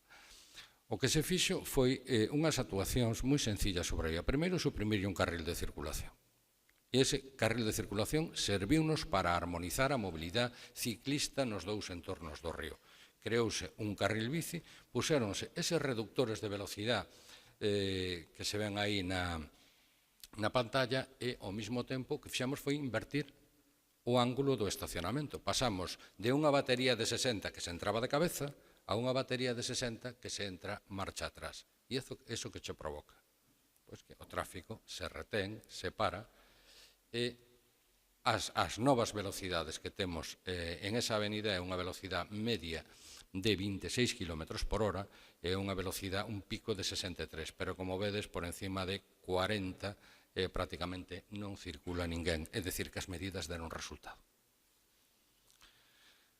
Temos aquí a avenida de Lugo, que é outra entrada da cidade de Pontevedra desde o leste. Aquí hai lombos, pero fixarvos que o medimos no medio, entre lombo e lombo, nese espacio que aínda está aí para, bueno, en fin, donde podemos ejercer nuestro libre albedrío, non? Pois hai quen non se resiste. Temos unha velocidade media de 38 e picos de 103. Si ben é certo que por encima esas velocidades altas son moi escasas, pero suficientes para que podamos ter un problema. Sin embargo, sobre o lombo, sobre o paso elevado, a velocidade media é de 28 e o pico máximo é de 61. É dicir, que significa isto? Que vamos a ter que pensar en adoptar algún tipo de medidas para atacar estas velocidades en estos tramos, pero que, donde se pode producir o conflicto de verdad, que nos pasos de peóns, digamos que están relativamente seguros porque as velocidades están dentro do asumible. Sin embargo, temos outra vía como Juan Carlos I, donde nos funciona perfectamente este diseño. É dicir, pois aquí temos que por encima de 30 vai o 12%, 14%, e por encima de 35 xa vai menos do 3%, non? E por encima de 45 xa non vai nadie. E despois outro exemplo emblemático é a Rúa das Corvaceiras. Entre tramos, estes son os picos, velocidade media 41, picos de 49. Encima dos pasos de peóns, 34 e 69. Vamos ter que facer algo tamén aí para chamar a atención. Pero este era unha vía, este era o aspecto da vía non fai tanto. É dicir, 2002-2009, a vía era así. E nese espacio, nese período de tempo, contabilizamos 50 accidentes solo por salida de vía. É dicir, era bastante frecuente topar algún coche no río, algún morto, algún ferido grave. No tramo 2011-2016 se instalan os pasos elevados e o número de accidentes por saída da vía pasaron a ser 2. Un deles por alcoholemia. Estaba completamente desquiciado o home, se foi, en fin. É dicir, creo que é bastante ilustrativo do asunto. Eu sempre me gusta levar esta ponencia porque sempre me acordo da frase de Jean Picard. As multas educan. E son un elemento de calmado do tráfico tamén. Fixadevos nestes dous esquemas. Temos no ano 2008 había un 60%, un 68% de recaudación. Estamos ahora prácticamente no 100%, un 98% de recaudación. No ano 2010 adoptaronse unha serie de medidas que impiden que se escape ningunha multa. E non é porque seamos uns buitres de la recaudación, os lo aseguro. É dicir, o que buscamos é unha cidade máis segura. E unha cidade máis segura é aquela donde se infrinxe menos. E, desde logo, se mandas a sensación de que se infrinxes se te pode pillar, e se te pilla, la vas a pagar, salvo que teñas razón, e en un procedimiento con luz e taquígrafos, o sea, no expediente sancionador, acredites que tes razón, esa multa la pagas. Pois o resultado é que se pasa no ano 2000, bueno, este que tedes aquí, que eu xa vou maior e agora non poño as gafas. Pasamos de 18.000 e pico multas no ano 2010 a 12.000 no ano 2015. É dicir, hai unha reducción do 30% no número de infraccións, porque siguen traballando os meus compañeros exactamente igual que no primeiro día. Non é que se denuncie menos, é que hai menos infraccións. E nós estamos encantados e pretendemos seguir en esa dinámica. Bueno, as medidas de calmado de tráfico de reforma urbana empezan no ano 99 en Pontevedra. E aquí eu non sei se vedes, se se ve ben na pantalla, pero eso demostra como vai mellorando a seguridade vial en términos de mortos anuales a medida que vai avanzando a reforma urbana, a medida que se vai actuando sobre as vías, a medida que se vai peatonalizando o centro urbano, a medida que se van reducindo carriles e a medida que se van adoptando medidas de calmado do tráfico. Esa é a evolución, e aquí o que me gustaría chamar a atención, bueno, eu creo que aquí se ve mellor. Nos últimos 20 anos, nos 10 primeiros 30 mortos, nos 10 últimos 3 mortos, pero nos últimos 5 anos ningún morto. Eso implica que, de alguma maneira, estas medidas están funcionando. Temos aquí, editouse no seu día este libro, Pontevedra, outra cidade, outra mobilidade, onde se recollen os fundamentos da transformación da cidade. E aí aparece, entre outras cousas, este gráfico. Primeiro, pon a Pontevedra en relación coa súa provincia. Falaba César antes de que a provincia de Pontevedra é a provincia con maior siniestralidade de toda España. E compara o que é a cidade de Pontevedra coa provincia. E despois compara a Pontevedra con outras cidades do mundo. E, bueno, como vedes aí, en términos comparativos, estamos entre as cidades máis seguras do mundo. Pero vamos a falar agora en términos non comparativos, senón en términos absolutos, que xa sei que non é o máis correcto, pero como os datos son tan evidentes, creo que nos sirven para acreditar o que se está falando aquí. Fixémonos, este son o número de atropellos que hubo en Pontevedra no ano 2015. Hubo 34 atropellos e desas 34 personas atropelladas, 5 acabaron no hospital. Máis de 24 horas, que é o que técnicamente se entende por un ferido grave. 34 atropellos, un ferido grave. Se vemos outro colectivo moi vulnerable como son os ciclistas, nos últimos 4 anos hubo 92 accidentes de ciclistas, a maioría deles vehículo, é dicir, coche ou maior ciclista, e hubo 6 personas que acabaron no hospital. Ciclomotores 25-1. Motocicletas 48-3. Estos datos non fai falta compararlos con nada. Eu creo que son tan elocuentes que indican que as medidas de control de velocidade que se adoptaron a todos os niveles na cidade de Pontevedra están funcionando perfectamente. O sea, perfectamente funcionarán cando non haya accidentes, pero, digamos, en términos dentro do razonable.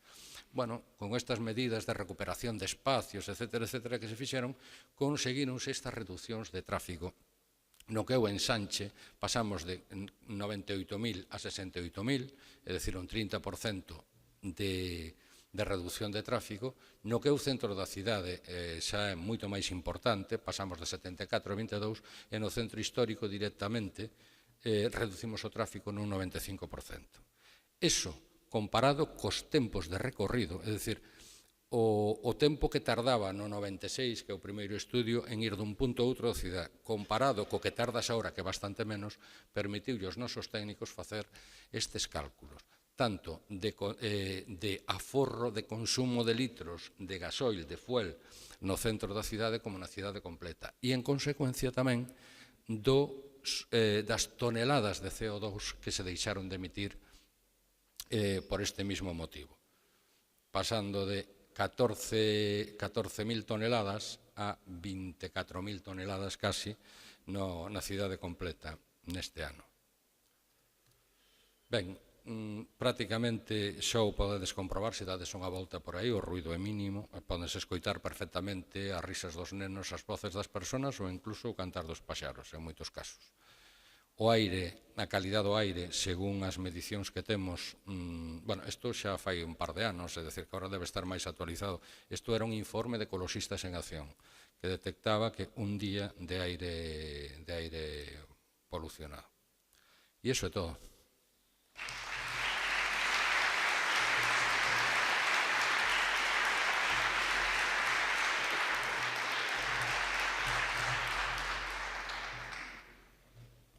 Ben, moitas gracias, Daniel. Vamos a dar paso á seguinte conferencia, que a persoa que nos vai a falar agora é o representante da Dirección Xeral de Tráfico, Pedro Tomás. Pedro Tomás é enxeñeiro de camiños e actualmente é o xefe da área de mobilidade da Dirección Xeral de Tráfico. Teño que decir que, bueno, tuvemos a oportunidade de coñecernos nunhas xornadas de traballo que a Dirección Xeral de Tráfico organizou fai un mes, e na que invitou a Deputación precisamente para explicar o que era o Plan Móvese, pois, e para debatir entre outras representantes de outras institucións e pôr en común esta problemática que, como estamos vendo ao longo de todo este día, pois é unha problemática global, non? O problema da seguranza viaria, non? Quero agradecerlle públicamente aquí, diante de todo o mundo, que o convite que a DGT nos fixo a nós para poder participar e que aportamos as nosas ideas e aprendemos moito tamén escoitando as ideas de outras institucións. E quero decir tamén pois, que do noso punto de vista percibimos que a DGT pois, tamén ten unha fonda preocupación como temos nós por esta problemática de seguranza viaria nos tramos máis urbanos. Entón, sin máis, xa lle deixo a palabra a Pedro Tomás. Bueno, muchísimas gracias y recojo vuestro agradecimiento, que os lo devuelvo por invitarnos a estar presentes en estas jornadas. Bueno, sin más, pues voy a comenzar. Adelantando, pues en base a las presentaciones que me han precedido, que evidentemente tenemos que avanzar y la única cifra con la que debemos conformarnos es el 0 fallecidos y 0 lesionados. Es la única con la que debemos conformarnos, independientemente de la evolución de un año al otro, si ha subido, si ha bajado. El 0 es lo único que nos debe hacer avanzar, ¿no? Yo no recuerdo el último dato de Pontevedra, pero creo que en 2014 la provincia, a nivel provincial, estaba en torno al 35 fallecidos por millón de habitantes, que está francamente bien. España está ahora a nivel nacional en 36 fallecidos por millón de habitantes, que la sitúa el quinto país en la Unión Europea. Pero como digo, no nos conformamos y bueno, desde la DGT pues impulsamos y coordinamos y fomentamos que se lleven a cabo prácticas de seguridad vial que tiendan a ello. Tenemos competencias limitadas, no llegamos a todo, aunque es la DGT la que siempre recibe los golpes y las críticas por los malos datos o no tan buenos datos como siempre se pretenden en cuanto a seguridad vial. Pero bueno, ahí estamos nosotros para fomentar e impulsar aquello que nos parezca más adecuado, ¿no? Y por eso estamos aquí, porque nos parece que este plan Móvese de la provincia de Pontevedra pues es muy adecuado. Creemos que es de alta efectividad y bajo coste lo que se plantea y tendente a calmar la velocidad y a recomponer un poco la situación de prioridades que deben existir en las carreteras y mucho más en zonas rurales y en las que se convive vehículos motorizados con usuarios vulnerables como ciclistas y peatones, ¿no?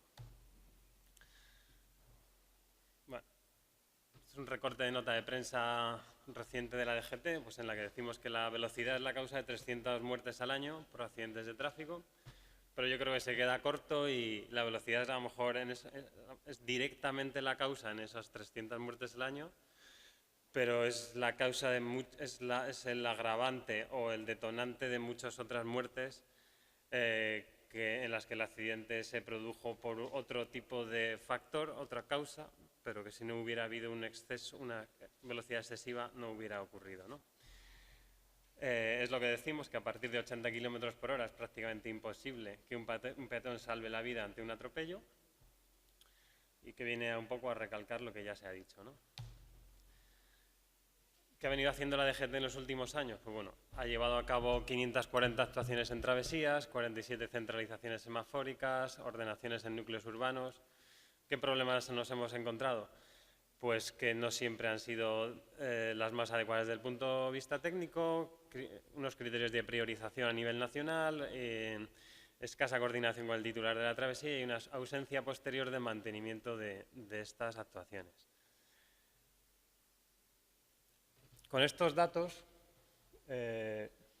trato de representar, no sé si se va a ver bien, pero bueno, el concepto que trato de representar es que, partiendo de la base que España es el primer país de Europa con mayor número de kilómetros de red de carreteras de alta capacidad, aquí trato de representar en la primera columna cómo han ido evolucionando los kilómetros de vías de calzadas separadas, desde el año 80 con 1.933 kilómetros a 2014 con 16.700 kilómetros.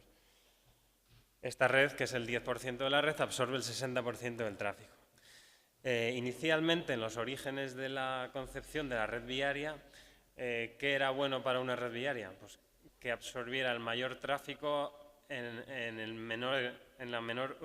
por unidad de tiempo, ¿no? O sea, que por unidad de tiempo pasara el mayor número de vehículos posibles. Esto no implica una velocidad elevada, pero bueno, implica que haya un tráfico bastante fluido, ¿no? Hay que poner a cada carretera en su sitio. Y con esto quiero decir que cada carretera tiene que asumir la función que en el mapa de la red viaria actual tenemos, y no con el mapa de la red viaria originario, ¿no?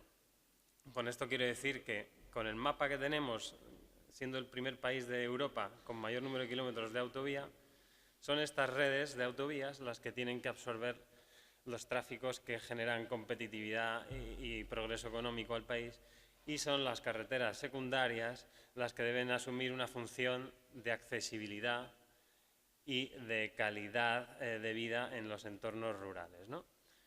Esto no es así y queda mucho por hacer y bueno, estamos aquí porque este plan creo que va por esta línea, ¿no?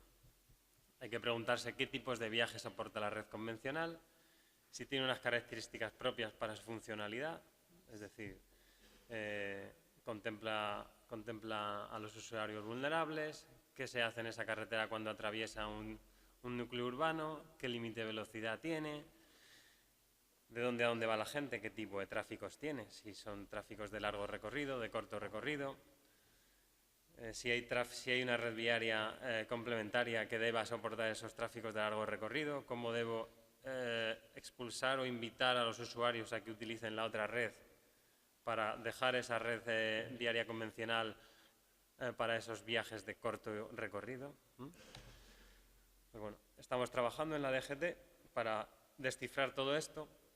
Estamos intentando analizar dentro de todas las relaciones entre poblaciones de España qué porcentaje de viaje supone la autovía y qué porcentaje supone la carretera convencional. Y cuántas travesías se atraviesan en cada relación, ¿no? Bueno, algún dato, por ejemplo, Lugo-Orense, pues es de las relaciones que tiene 0% de autovía, o Soria-Logroño, Teruel-Cuenca, es decir, esas relaciones todavía requieren de la vía convencional para la comunicación entre capitales, en este caso, con lo cual su función deberá ser todavía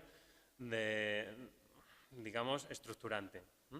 Mientras que otras relaciones, las relaciones en las que el 0% de la relación se da por carretera convencional, la carretera convencional debe asumir su papel de conectividad a nivel local, de accesibilidad, etc.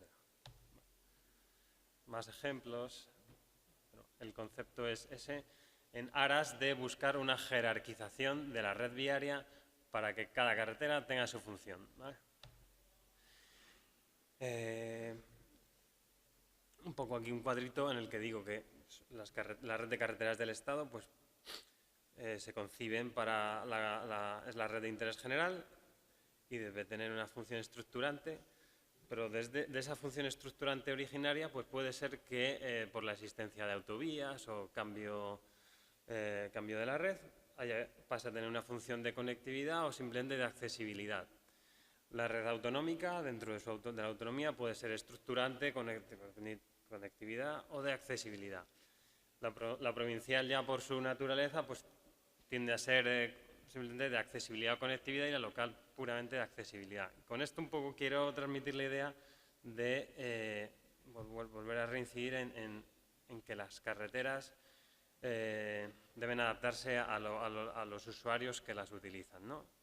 Y además, a la vez invitar a los usuarios a hacer que los usuarios utilicen para cada relación origen-destino la carretera más adecuada. Estos ejemplos, por ejemplo el de la derecha, son triangulaciones en las que existe una red de alta capacidad, que es la dibujada en azul, ligeramente más larga para esa relación concreta, y una red viaria convencional, que es la roja, que es el itinerario más corto. Pues bueno, tratamos de fomentar que se lleven a cabo actuaciones para derivar los tráficos hacia las vías más seguras. Esperemos que dentro de no mucho tiempo se apruebe un reglamento de circulación y en el queremos plasmar de alguna manera esta nueva jerarquía viaria, ¿no? Contemplando las leyes de carreteras existentes y conocedores del marco jurídico. Debemos lograr que el aspecto de las vías sea acorde a su función, que las vías hablen, que sean autoexplicativas, más allá de por el mero cumplimiento de las normas de la 8.1 IC, 8.2 IC, la 3.1 IC, por el mero cumplimiento de las normas de trazado y de señalización, no estamos haciendo todo lo posible porque las vías sean seguras. Hay que seguir trabajando, no podemos quedarnos ahí. Aquí muestro algún ejemplo de cómo hay que hacer los límites de velocidad a su vez creíbles. Los límites de velocidad para que se cumplan tienen que ser creíbles y no vale con poner un límite de velocidad, una señal vertical con el límite cuando la carretera me está invitando a correr porque tiene carriles de 3,5, etcétera, ¿no? Aquí pongo, bueno, mayor número de carriles, más velocidad, mayor ancho del carril, más velocidad, mayor distancia a obstáculos, más velocidad, presencia o ausencia de carril bici o vía de servicio, más velocidad, presencia de marcas viales, más velocidad, un trazado curvo, menos velocidad, y bueno, edificios próximos, pues menos de velocidad, vegetación próxima, menos velocidad. Con esto quiero decir, bueno, estudios que dicen que la carencia de información perimetral hace que se infravalore la velocidad. Tenemos que ir a lo contrario, a que se sobrevalore la velocidad, para que el usuario perciba que su velocidad es alta y no baja, sobre todo en aquellas vías en las que hay convivencias de tráfico con usuarios vulnerables, ¿no? Tenemos que buscar un calmado del tráfico interurbano, incluido el pasante, con esto quiero decir, incluidas las travesías. En el caso gallego, pues la Ley de Carreteras gallega contempla una definición de travesía adaptada al territorio gallego, adaptada a los núcleos rurales, no solo la travesía pura castellana en el que la carretera circula por tierras de campos y de repente llega a una zona en la que se concentra la población, entra, atraviesa y sale. Aquí, en el caso de la red provincial, por ejemplo, de Pontevedra, pues es todo un continuo rural, urbano, en el que al final pues sale esta definición de la travesía en núcleo rural. Volviendo un poco a lo que ya he comentado, incentivar la elección de la ruta más eficiente, no solo desde el punto de vista del tiempo de recorrido, sino la ruta más eficiente con criterios de seguridad. Aquí hay algún ejemplo a nivel nacional que trato de citar, por ejemplo, en la Nacional 232, con un altísimo índice de mortalidad que ha hecho que se ha llevado a cabo. Pues se ha pintado una línea continua en la que se prohíbe adelantar durante unos 30 a 40 kilómetros. Las muertes en ese tramo tienden a cero ahora mismo. ¿Qué se pretende lograr? Pues bueno, evitar maniobras de riesgo como ese adelantamiento y hacer que esa ruta sea más lenta y menos atractiva para los usuarios que quieran más velocidad. Para más velocidad tienen la autopista que circula paralela a esa carretera y no atraviesa travesías, etc. Otros ejemplos son la bonificación para los vehículos pesados en los tramos en los que existe autopista alternativa. Se lleva a cabo actuaciones como la de la AP2, en la que el tramo Zaragoza-Pina es gratuito, o el tramo Tudela-Zaragoza tiene un 50% de descuento para camiones. Intentamos sacar usuarios que generan riesgo en las carreteras convencionales para que utilicen esa capacidad remanente que hay en las autovías y autopistas. En el País Vasco recientemente se va a implantar un peaje en una carretera convencional para tratar de equilibrar los tráficos entre la carretera convencional y la autopista.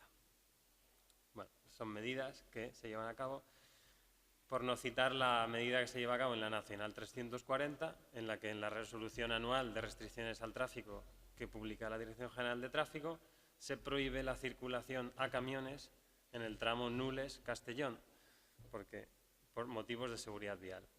Estos camiones deben ir por las vías de alta capacidad alternativas.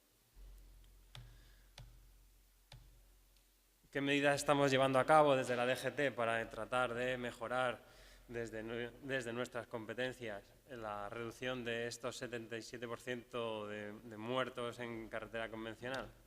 Pues bueno, cruces a nivel, estamos tratando aquellos cruces más peligrosos en carretera convencional mediante una señalización variable adaptativa que alerte al conductor de peligro real de un vehículo que está cruzando o se dispone a cruzar una intersección para reforzar su percepción del peligro y que adapte más aún su conducción. Controles de velocidad media, un poco trasladar el mensaje de que la Dirección General de Tráfico considera que el control de la velocidad debe existir, pero deben probarse, deben intentarse otras medidas previas para invitar al usuario a que circule a velocidades seguras antes de la vía punitiva. Pero bueno. Limitación del adelantamiento. Este es otro caso en Murcia que hemos llevado a cabo junto con el titular, una prohibición de adelantamiento en un tramo de 8 kilómetros. Estamos llevando a cabo el despliegue de guías sonoras, también conocidas como bandas rugosas o rumble strip, muy implantadas en carreteras convencionales de otros países. Y como decía mi cointerviniente antes de Stop Accidentes, lo que nos separa muchas veces de la vida o la muerte es una simple línea blanca. Nosotros pretendemos que estas líneas blancas se refuercen, es decir, reforzar la ordenación del tráfico mediante estas guías sonoras que tratan de que cuando haya un error humano o una distracción, alertar al conductor y darle una posibilidad al menos de corregir su trayectoria y evitar en lo posible bien la salida de vía o bien la invasión del sentido contrario. Señalización de tramos peligrosos, por velocidad. Se ha llevado a cabo una señalización mediante medios verticales en toda España, con este tipo de señalización de la derecha. Y estamos implantando en carreteras de titularidad de Castilla y León una jerarquización de la red, no solo con las señales verticales naranjas, sino con una marca vial que acompaña al usuario a lo largo de toda la carretera y le recuerda que está circulando por una carretera jerárquicamente poco segura. Otras medidas complementarias, el control del adelantamiento ilegal, del uso del cinturón mediante cámaras, mediante dispositivos automáticos, controles de velocidad en puntos negros en los que, bueno, a pesar de llevar a cabo otras medidas, pues sigue existiendo accidentalidad, pues se utilizan estos medios. También en carreteras convencionales, una medida reciente que hemos llevado a cabo de la mano de federaciones ciclistas y titulares de la vía, pues la restricción y la limitación de la velocidad de manera circunstancial en momentos de alta demanda ciclista. Por ejemplo, en este caso, de junio a septiembre, sábados y festivos de 9 a 2, se limita a 60 la velocidad y se refuerza el control mediante medios automáticos con ayuda de la Guardia Civil. Control de stop en cruces peligrosos también. ¿Qué hacemos en las travesías? ¿Qué hacemos en estos tramos de mayor conflictividad con usuarios vulnerables? Pues bueno, Hay una dificultad estadística a la hora de recontar estos accidentes en travesías. Primero, por la definición tan heterogénea de travesías que hay en las distintas leyes de carreteras, aunque haya una única definición en la ley de seguridad vial, hay multitud de definiciones en las leyes de carreteras y luego en la comunicación de los accidentes por parte de los municipios también. Pero bueno, sigue siendo un dato importante ver cómo las barras verdes son como ha ido descendiendo desde el año 2000, los peatones fallecidos en vía interurbana. Se ve una clara tendencia a la baja, mientras que los peatones fallecidos en travesía pues no tienen ninguna tendencia, sigue estando en torno al 15-20%. ¿Qué problemas nos encontramos desde la DGT que estamos abordando el problema de las travesías para dar una guía, unas recomendaciones de tratamiento de las travesías? Porque consideramos que en estas redes en las que identifiquemos que existen vías de alta capacidad y la función de la carretera debe ser simplemente accesibilidad y tener baja velocidad, tenemos que superponer la calidad de vida de los usuarios que viven en esas poblaciones sobre la red viaria. No como antes, que en muchos casos la red viaria estaba por encima de los núcleos poblacionales y digamos que no se miraba tanto la calidad de vida en esos núcleos. Pues bueno, tenemos el problema de heterogeneidad, queremos identificar las travesías, identificar diversos tratamientos en estas, frenar la excesiva actuación reactiva. Nosotros desde la DGT recibimos cada día peticiones de ayuntamientos para la actuación en sus travesías.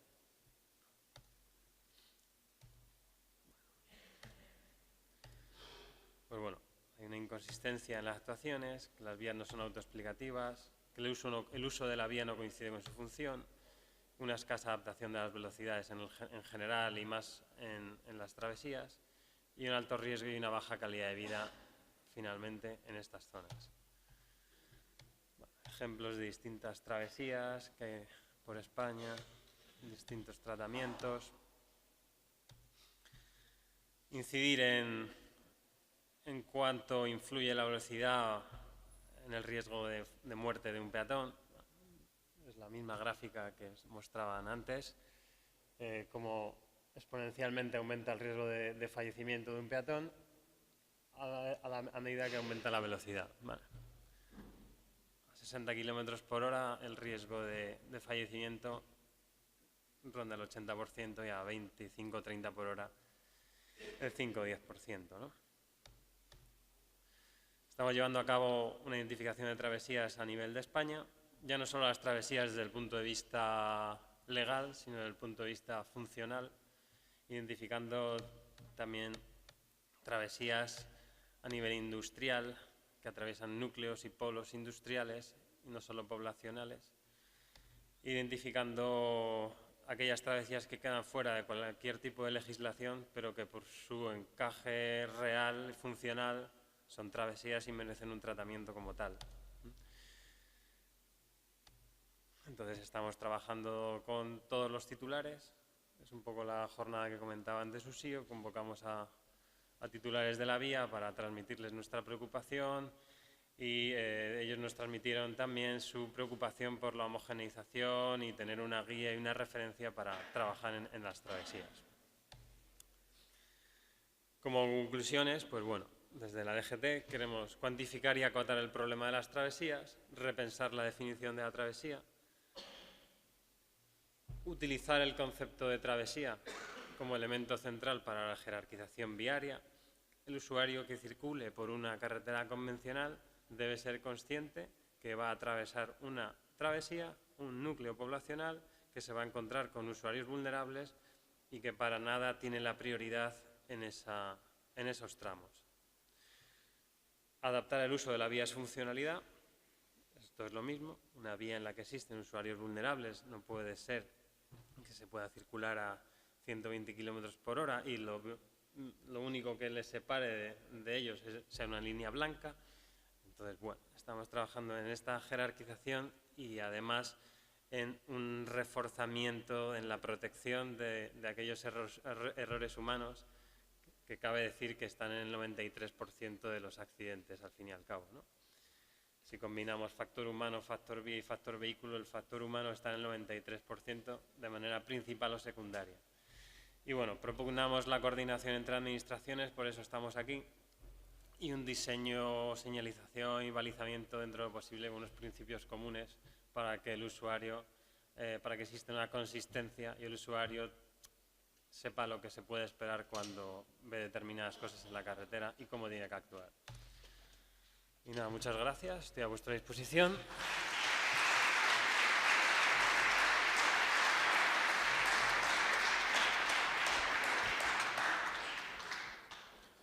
Si podemos por dos ponentes subir aquí ao estrado. Abrimos un turno ahora de preguntas antes de tomar o café que estaba organizado. Así que quen quera facer algunha pregunta a algún dos tres ponentes, pois...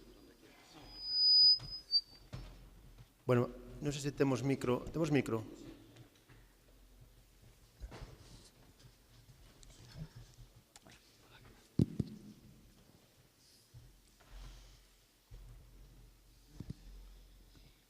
Vamos, aquí solicito a palabra. Bueno, empezamos por aí. Hola, buenos días. Mira, una pregunta que yo me hago. Una pregunta que me hago. Si cuando subimos a un coche no ponemos el cinto, hay un sensor, ¿no?, que nos está diciendo que hay que poner el cinto. Entonces, si todo es reducir velocidad dependiendo de dónde vayamos, ¿no se podría conseguir que los coches, estos que se están construyendo ahora, tuvieran un sensor donde pasas de velocidad dependiendo de la vía y que te anuncie con un sensor que te has pasado? Por ejemplo, vas a 90 y vas a 100, pues te está avisando y entonces estarías más al oro, ¿no? ¿Conoces el Labia? Esto existe. ¿Sí? Esto es un proyecto que se llama Labia y existe. Lo que pasa no está... Vamos, se ha inventado el límite de velocidad, la señalización. Automáticamente el coche se pone a la velocidad que marca la señalización. Es un proyecto que lleva varios años ya inventado con la tecnología actual de GPS, etcétera, pero que no entra en funcionamiento porque esto tiene que ser una decisión europea. Pero existe, ¿no? Sí, bueno.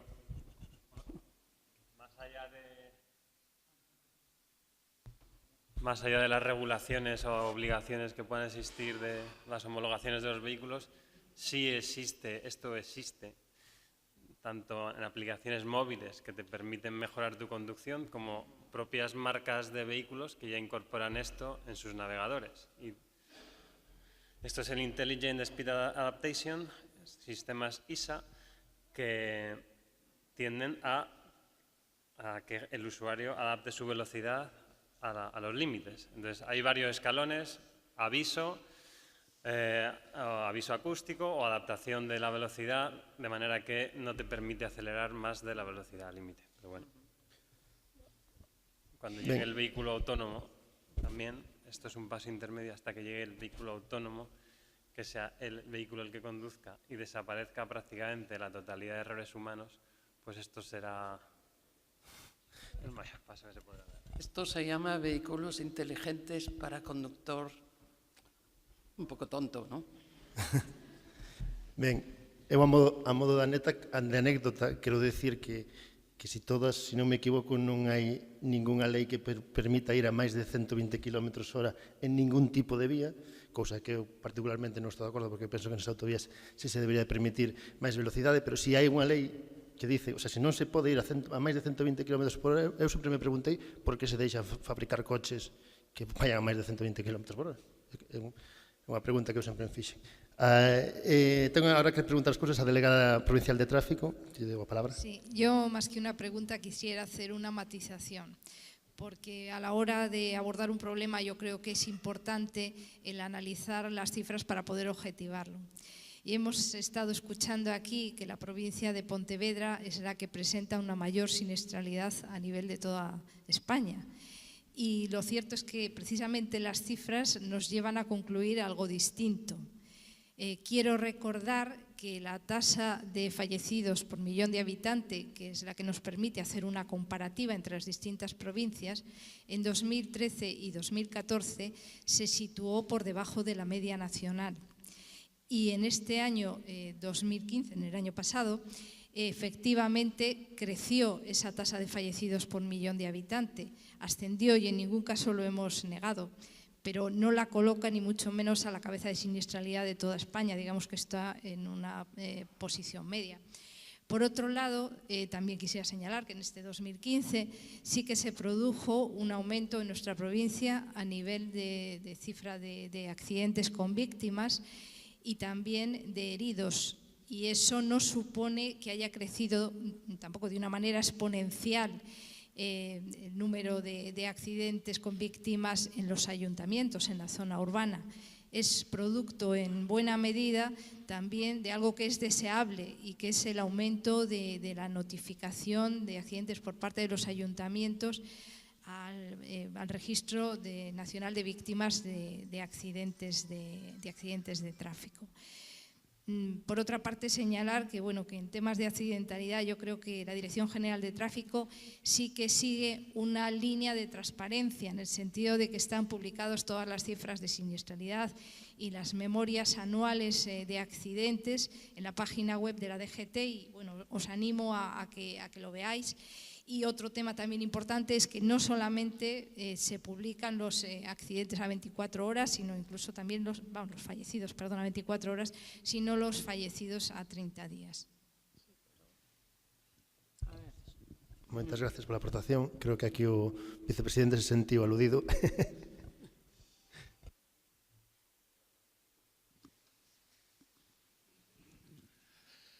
Sí, a ver, vamos a ver. Nas cifras de accidentes é casi imposible ter datos absolutamente obxectivos e fiables. Ese é algo que, vamos, por exemplo, Noruega, non, que ten o centro este, non, que coordina todo, hai varios estudos en que saber exactamente os mortos por tráfico non é fácil. Sí, solo ese dato que en principio debía ser moi fácil. Vale. Por qué? Bueno, pues exemplo típico, desde logo, se a un familiar se lle tira unha vía suicidándose, se ve un coche por atrás e lle toca, pretenderá metelo como un accidente de tráfico, porque hai indemnización, se non hai. A parte da morte, pois claro, xogan cuestións administrativas. Entonces, os dos datos son certos. A min constame, falei con alcaldes, alcaldesas, e non están pasando os datos, os de mortos sí. Os de mortos sí, por si acaso, non vaya a ser que teña responsabilidade penal. Os de feridos graves, así graves claramente tamén. Pero que hai estadísticas, por exemplo, das que mandan a Dirección Xeral de Tráfico, no que aparecen mortos 7, feridos graves 3, accidentes 5. E dicir, oiga, pero vamos a ver, aquí todo accidente termina en morte ou non hai accidentes? Está claro que non o pasan, eu falei con todos os responsables e non o estaban pasando, espero que agora sí. Pero hai uns anos non estaban pasando. Entón, esa discrepancia entre que os mortos, que si é verdad que hai 10 anos ou si a provincia de Pontevedra era moi mala en canto a mortos, non? Agora baixou moito, é certo. Pero que o volumen total de accidentes, que é o que refliten as compañías de seguro, tamén é certo. E temos os seguros máis caros do Estado. Mais ou menos. Ou andamos sempre nos máis caros. Entón, esas dúas cousas son certas. Non, eu antes creo que, bueno, fui moi breve, seguramente non fun preciso. A DXT creo que nunca somos nós sospeitosos de non terlle botado todas as flores e colaborado cos seus esforzos. Todo o que pudemos. Non, e creo que, bueno, pero tamén é certo, por exemplo, que dos puntos hubo concellos que hubo que amenazalos para que pasaran a identificación dos puntos, etc. Bueno, avanzamos, sigamos avanzando, pero obviando a realidade que temos os seguros máis caros e que siga habendo moita siniestralidade que non se está transmitindo a Dirección Xeral de Tráfico, non poderemos avanzar. Eu creo que non hai ningunha contradición, as dúas cifras son certas. Eu non dixen que fora o de maior mortalidade, porque sei que non é. Sei que non é, pero tuven as estadísticas, por exemplo, de varias policías locais que non corresponden para nada cos datos que pasaron a DXT no seu momento, pero para nada. Para nada. O sea, en absoluto. Pero túvenes, ainda as teño. Entón, claro, esa é unha realidade. Non quero señalar, que queda moi feo señalar co dedo. Ahora, houve un ano, se non me acordo mal, que resulta que en Pontevedra houve un morto. Estamos falando de 2010. Houve un morto. En Vilagarcía houve, creo que 5. En Marín houbera 2. En Vigo houbera 13 ou 14. Vale. Cal era o concello que máis accidentes tiña? Pontevedra. Nas estadísticas de Dirección Xeral de Tráfico. Os mortos todos pasaron ben, pero o resto do accidente non pasaron nada. Eso está aí.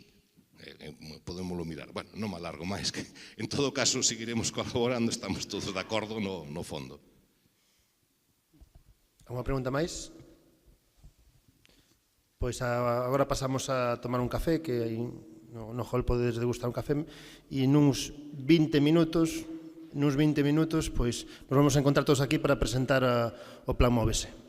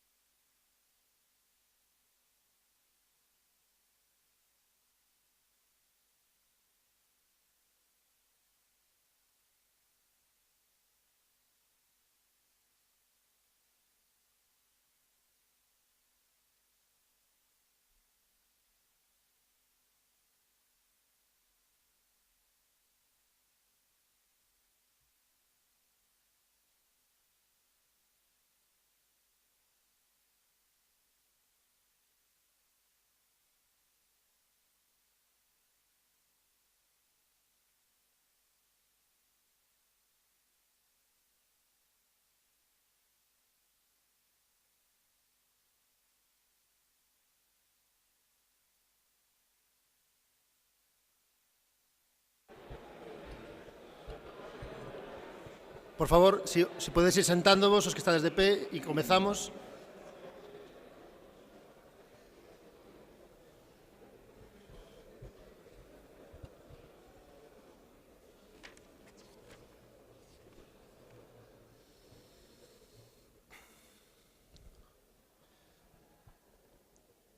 Ben, continuamos coa xornada e presentamos coa presentación do que é o Plan Móvese xa con datos concretos. Antes de nada, eu quería agradecer, que antes non tiña nas miñas mans os datos, pois especificamente a presencia aquí de máis de 50 concellos están representados aquí nestas xornadas, co cal eu considero que é unha convocatoria, agradecer a todos eles a súa presenza, non?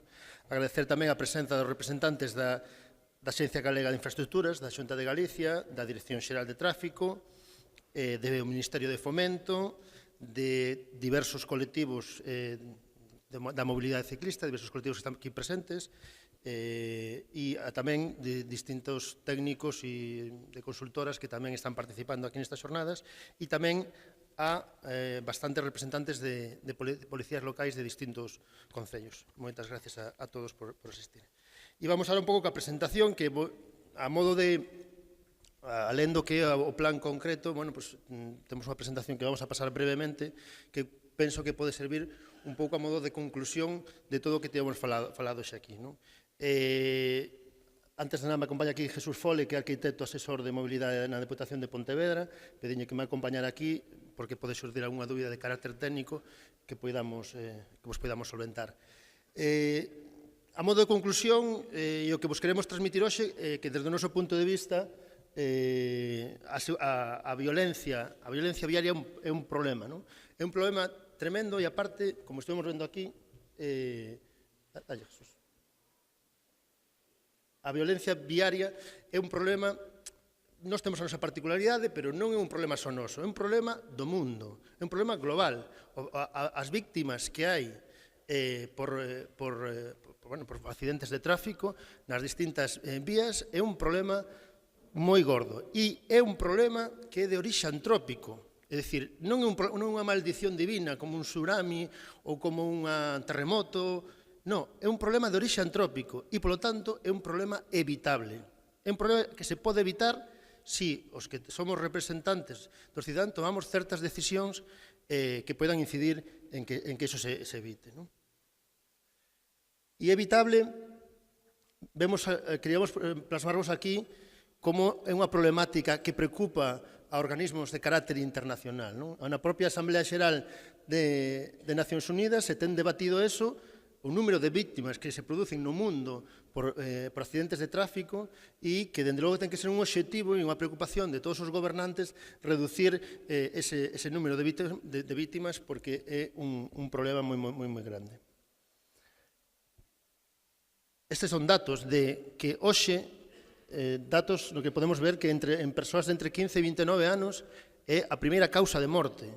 Datos a nivel global e de organismos internacionais que nos fomos recabando, co cal vos queremos transmitir que realmente é un problema de carácter global. Incluso que, aparte de que existen, que a maior causa de víctimas de accidentes, os colectivos que son máis afectados por a violencia viaria, por estes accidentes de tráfico, obviamente son os colectivos máis vulnerables, o que sempre falamos, os peóns, os ciclistas, motociclistas, é dicir, as persoas, non os condutores dos vehículos privados. Máis da metade son estes colectivos os que son víctimas destes accidentes de tráfico. E cal é a causa? Bueno, a causa, isto é un dato tamén dun organismo a nivel internacional, do Organismo para a Cooperación e Desarrollo Económico, pero a causa é o exceso de velocidade. Como xa se dixo aquí, o exceso de velocidade é a causa, en gran medida, de que existan víctimas de accidentes de tráfico.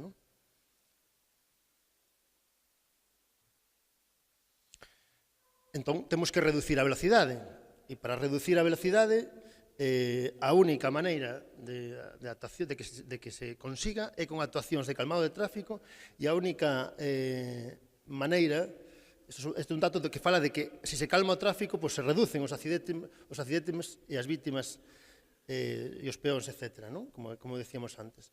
Pero na seguinte filmina veremos que as únicas solución podemos por sinais, podemos por radares, podemos ter moitas multas e ingresar moitos cartos.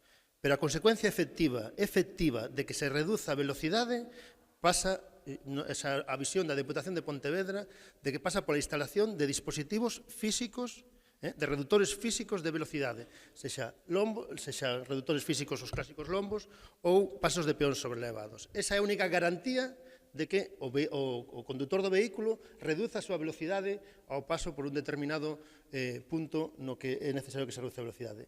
E fixadevos, aí xa pasou, pero bueno, o dato anterior non é precisamente un dato que inventemos nós, é un dato do Ministerio de Transportes do Reino Unido xa do ano 2007, que falaba como a instalación de dispositivos de calmado de tráfico ten como consecuencia a reducción de accidentes nunha porcentaxe moi elevada.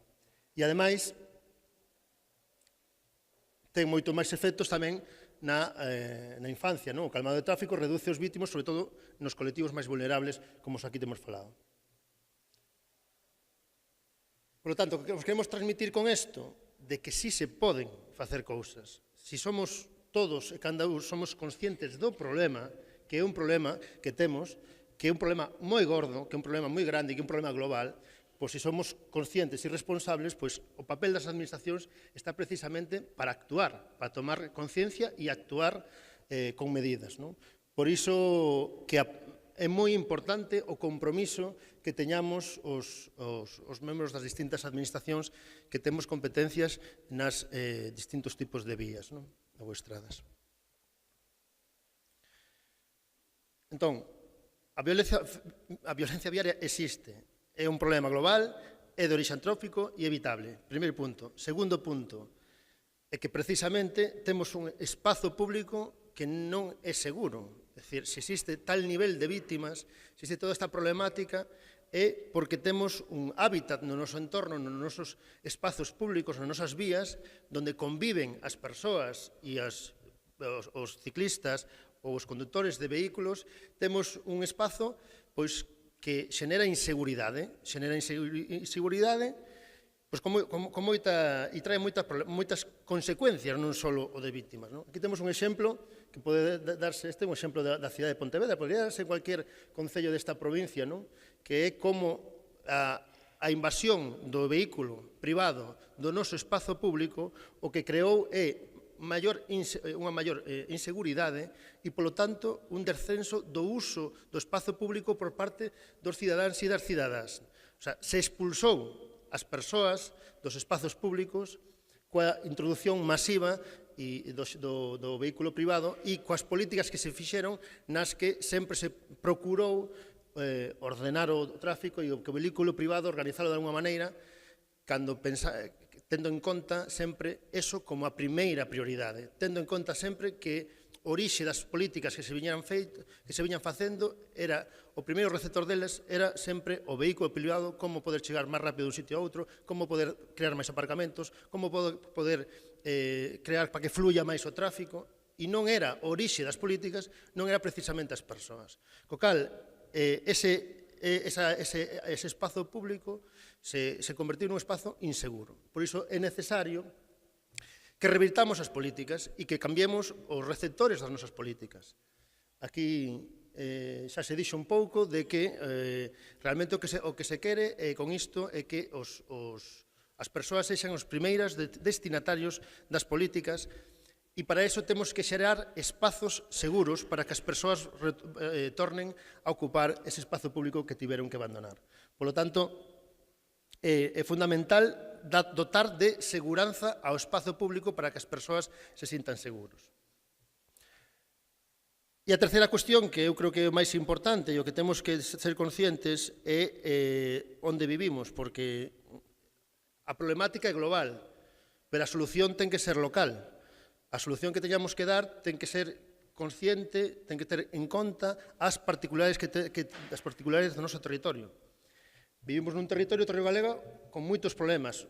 ten unha dispersión elevadísima, como podedes ver neses datos, non? Máis do 50% dos núcleos de población do Estado, o nivel de habitantes de quilómetro cuadrado que ten a provincia de Pontevedra que é considerable, de feito é a octava na densidade de poboación de todo o Estado, e realmente o noso territorio é un continuo urbano. A provincia de Pontevedra, o 60-70% da provincia de Pontevedra se podría considerar que é un ámbito totalmente continuo, ao redor das nosas estradas continuo, no cal existen vivendas.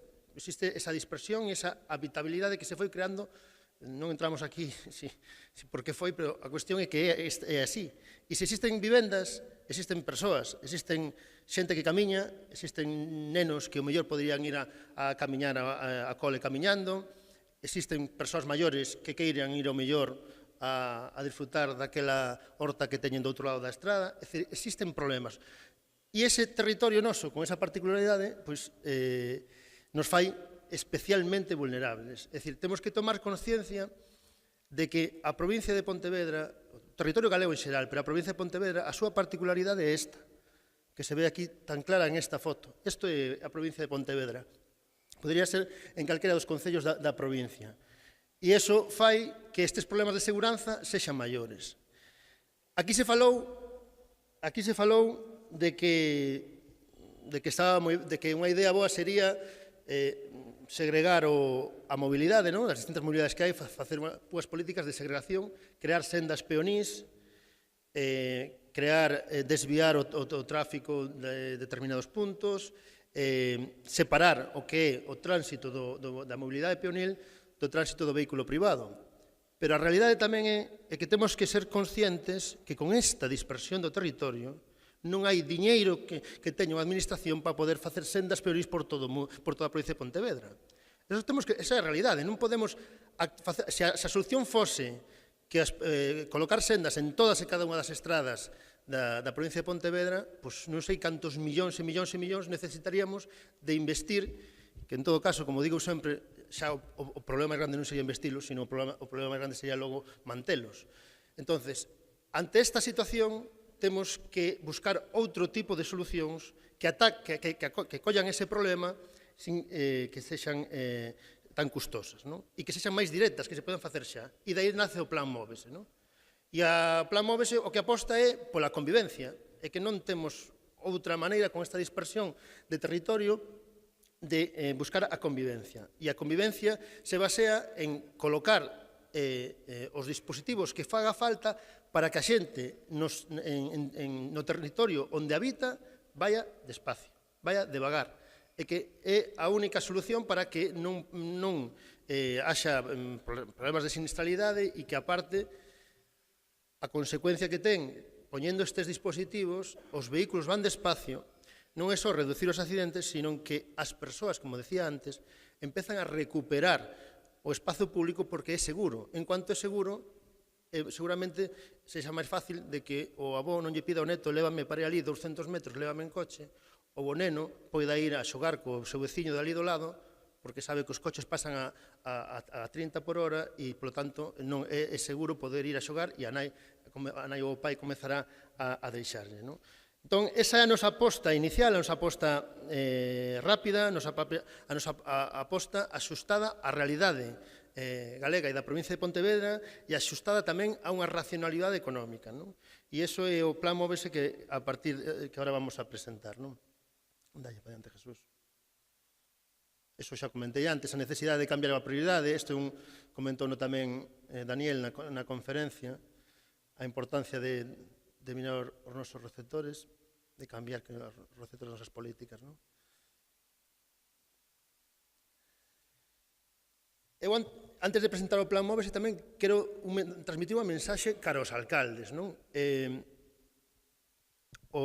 A demanda social respecto a este tipo de cousas ten cambiado moito nos últimos anos. Nos últimos 15, 20 anos hai unha preocupación maior pola seguranza viaria, hai unha preocupación e hai unha demanda de colocación destes dispositivos pois crecente. Nos notámoslo incluso na propia Diputación con asociacións de veciños, persoas en particular, que mandan solicitudes de colocación de lombos ou colocación de algún tipo de sinal.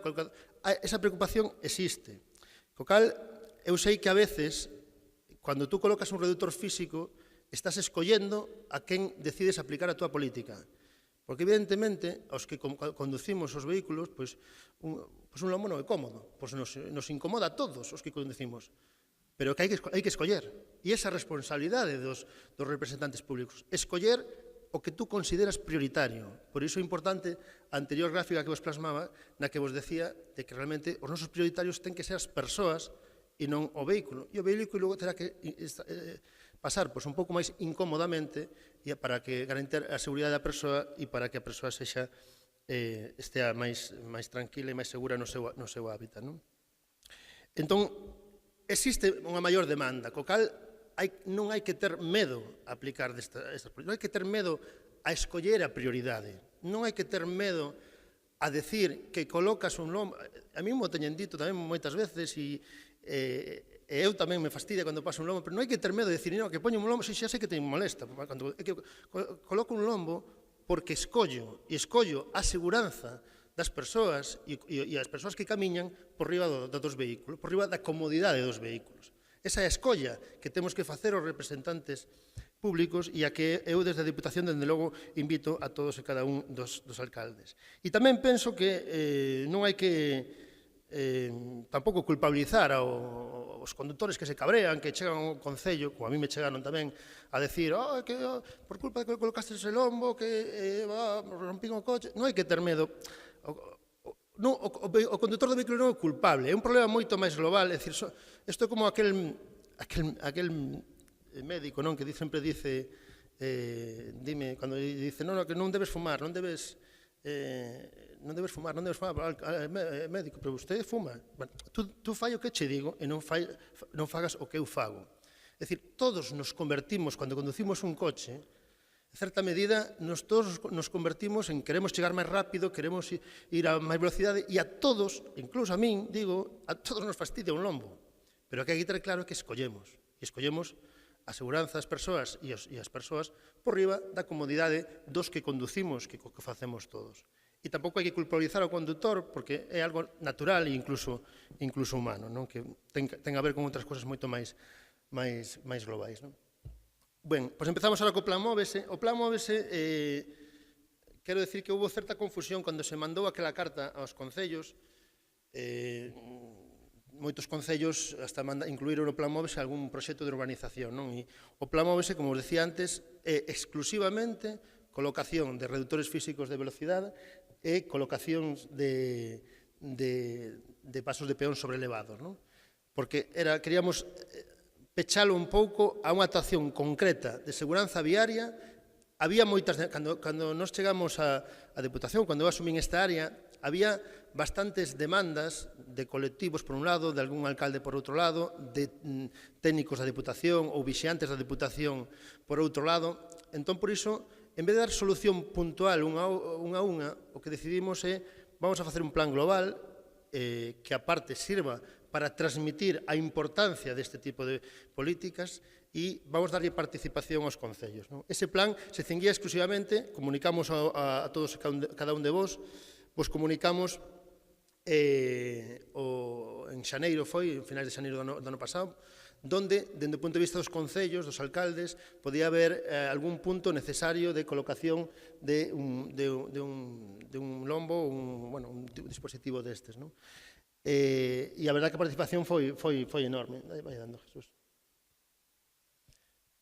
Entón, incluíases estas tres cousas que aparecen aquí, o que tamén a limitación da zona 30, que non estou dicindo, pero, se sobreentende que cando se colocan dispositivos de calmado de tráfico, como reductores físicos de velocidade ou pasos de peón sobrelevados, eso implica a unha velocidade de 30 km/h, que é a que se debe pasar máxima por estes dispositivos e a que entendemos, como aquí xa se ten dito, que é a velocidade que garante que non haxa mortalidade ou siniestralidade nas nosas vías.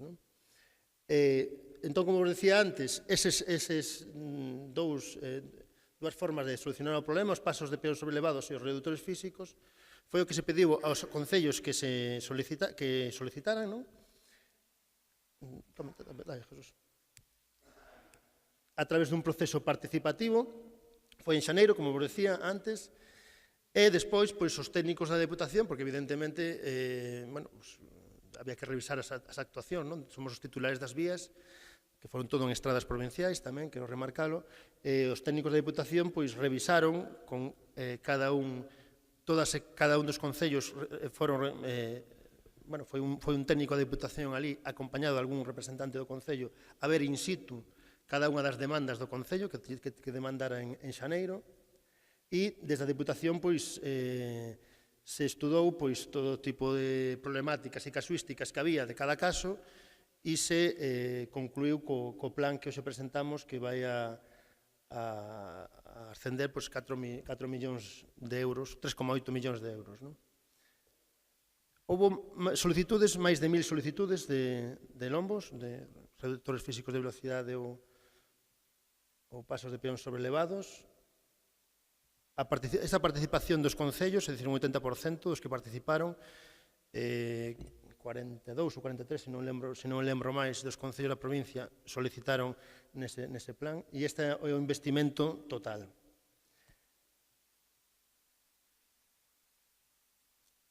Quero decir que isto é o que contempla o plan, o orzamento, o número de pasos de peón sobrelevados e os reductores físicos de velocidade.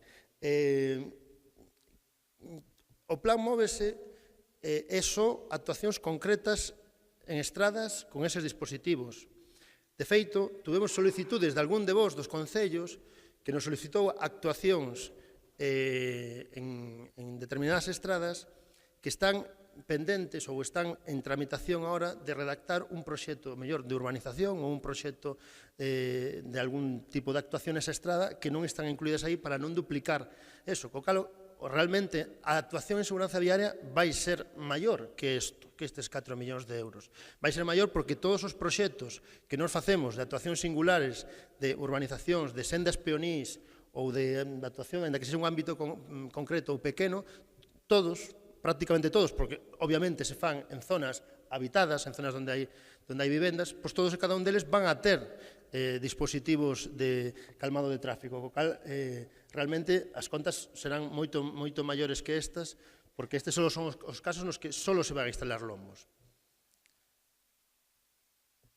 Aquí temos por comarcas un pouco, eu creo que xa vos avisaron a todos e cada un dos alcaldes que pasarades a recoller unha copia no edificio de aí do lado, que é onde está o Servicio de Mobilidade, porque o que queremos é unha comunicación oficial ao Concello do que entra dentro do seu Concello, as actuacións que entran, para que os concellos sexan coñecedores delas e, en todo caso, aínda que isto está xa nunha fase avanzada, de que o proxecto está acabado e aprobado e pendente xa de licitación, pois, se existe algún tipo de advertencia, a poidan facer.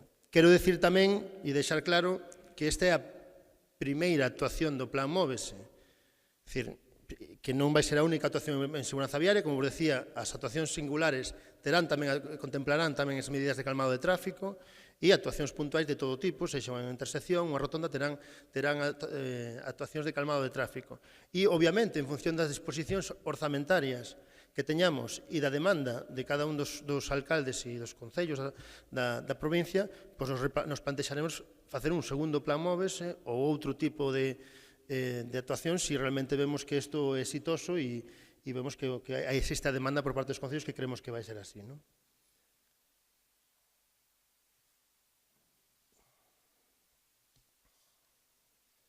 Entón, con isto que queremos decir, están pasando, Jesús, as distintas comarcas, esos son os distintos tipos, o reductor físico de velocidade, que creo que todos coñecedes. Existen máis casuísticas, pero aquí nesta xornada quixemos reducir en esas dúas, que son a diferencia de paso de peón sobrelevado e reductor físico de velocidade, o lombo ou paso de peón sobrelevado, pero dependendo de cada punto ten a súa casuística, non? Hai puntos que son máis urbanos que outros, hai puntos que se contempla a iluminación, outros non, hai puntos nos que o enganche coa beirarrúa existente, pois hai que darlle algún tipo de solución, co cal hai distintas casuísticas que se van contemplando nos distintos casos particulares, non?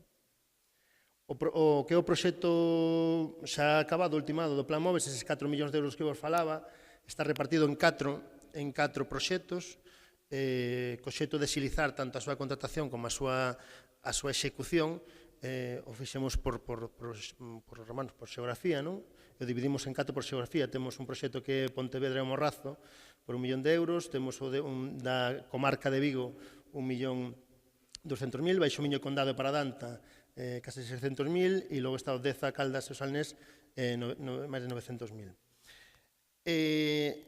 Como vos decía antes, isto está en proceso de inicio da licitación, e o que contamos, sabedes que os procesos de contratación na administración pois non son todo o áxiles que algúns quereríamos, mas contamos con que ao longo da primavera que ven esteamos xa colocando os primeiros dispositivos e executándose nas distintas concellos e comarcas da provincia pois os dispositivos. Remato xa pois un pouco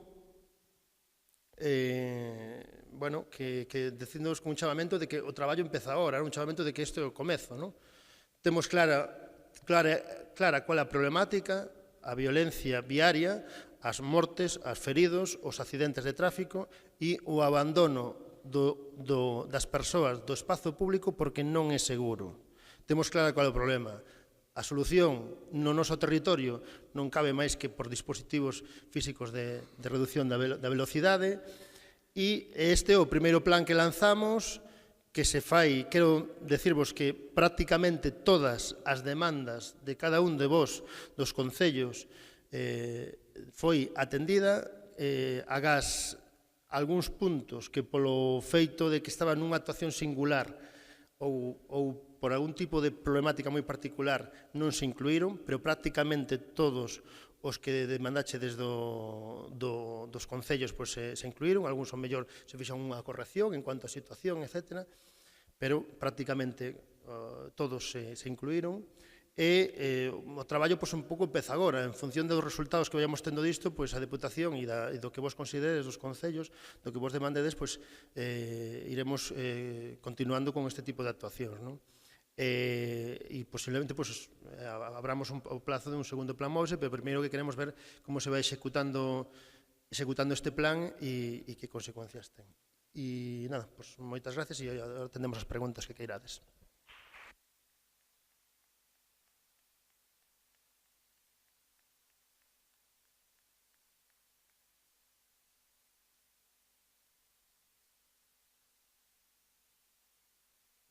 Se hai preguntas, se non hai...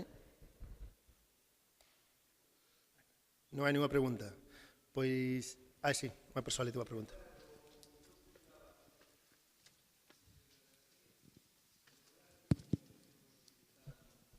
Bueno, con o Concello de Vilagarcía creo que... A ver, isto porque dá pé a facer moitos xogos destes de quen leva máis, canto... Hai que relativizar unhas cousas, é dicir, existe máis demanda donde isto en estradas provinciais. O Concello de Vilagarcía, se non me lembro, creo que só ten unha estrada provincial, o cal é posible que o mellor o Concello non o solicitara, non o sei, se queres saber, logo te digo o dato particular. O que quero deixar claro que aquí, con independencia, tal vez o mellor nos tiñamos que ter feito a xornada de concienciación esta que estamos facendo previo a que se fixeran as solicitudes. Tal vez fixemos unha xornada de mobilidade en setembro pasado, na que falamos un pouco destas preocupacións, pero, bueno, o que quero decir con isto é que os concellos que non tiveran solicitado, que son sobre 15 ou así, por distintas, ou algúns que non teñen estradas provinciais e non solicitaron, ou algúns que consideran que non deben instalarse este tipo de dispositivos, temos de todo. Hai xente que está contraria a este tipo. Bueno, esa xente, obviamente, non se vai a colocar. Se eles non os queren, non se vai a colocar.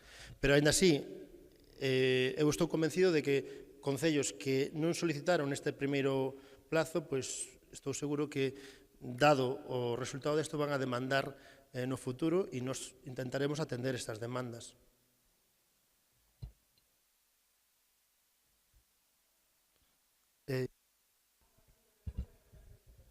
Merche. Dixeno antes, isto calculo yo primavera. Se vai licitar xa, mañán, segundo me dicen, se vai licitar mañán xa os proxectos. se botalle 2 meses prazo entre a apertura de ofertas, xa sabes que tú estás nun concello, eres a teniente alcalde, sabes como funciona este tema de contratación, entón 2-3 meses empezaremos a colocalos. Calculo que na primavera se colocarán. Son 4 diferentes, eso agilizará un pouco porque serán 4 contratos distintos e empezarán con 4 plazos de ejecución diferentes, que se non me recordo son 2 meses. Sí. En fin, o plazo se fixo longo por outro tipo de motivos, pero iránse colocando o máis áxil posible. A ver, nós tamén isto, ainda que pareza moi simple colocar un lombo, desde un concello, pois colocas un lombo, é fácil, non? Chamas do baseo técnico, dice aquí se coloca e se contrata rapidamente e se inicia. Pero colocar máis de 500 é un pouco máis complicado, porque, ainda que parece algo moi simple un lombo, Jesús está aquí, pode comentalo, cada un ten a súa particularidade, a súa complexidade, pois hai recollidas de pluviais que hai que ter en conta, hai que mellor ali hai ou mellor non hai, ten a súa particularidade. Entonces, nós tamén pensábamos que isto iba a ir máis rápido do que foi, e nos levou bastante tempo os técnicos poder revisar todas as propostas e programar nun proxecto, co cal, en canto a execución, puxemos un plazo longo, esperemos que sexa o máis rápido posible, pero vai depender un pouco de que estamos aprendendo tamén de facer esta actuación así global e xeral de colocación de lombos.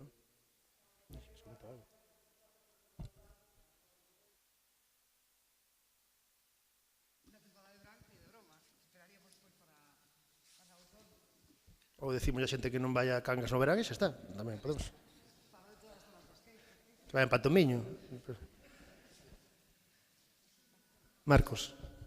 Bo día, parabenizar en todo caso a Diputación e a ti personalmente, Uxío, por esta xornada, por ternos aquí a boa parte dos alcaldes e representantes dos concellos da provincia. Un tema que non sei se vai neses 4 contratos é o tema neste caso da pintura, do pintado das estradas. Non sei se vai neses 4, é complementario, porque se de alguma maneira tamén entra dentro desa mobilidade, sobre todo de compartir espazos nas propias estradas provinciais e, por suposto, atravesan núcleos urbanos como no caso de Salceda.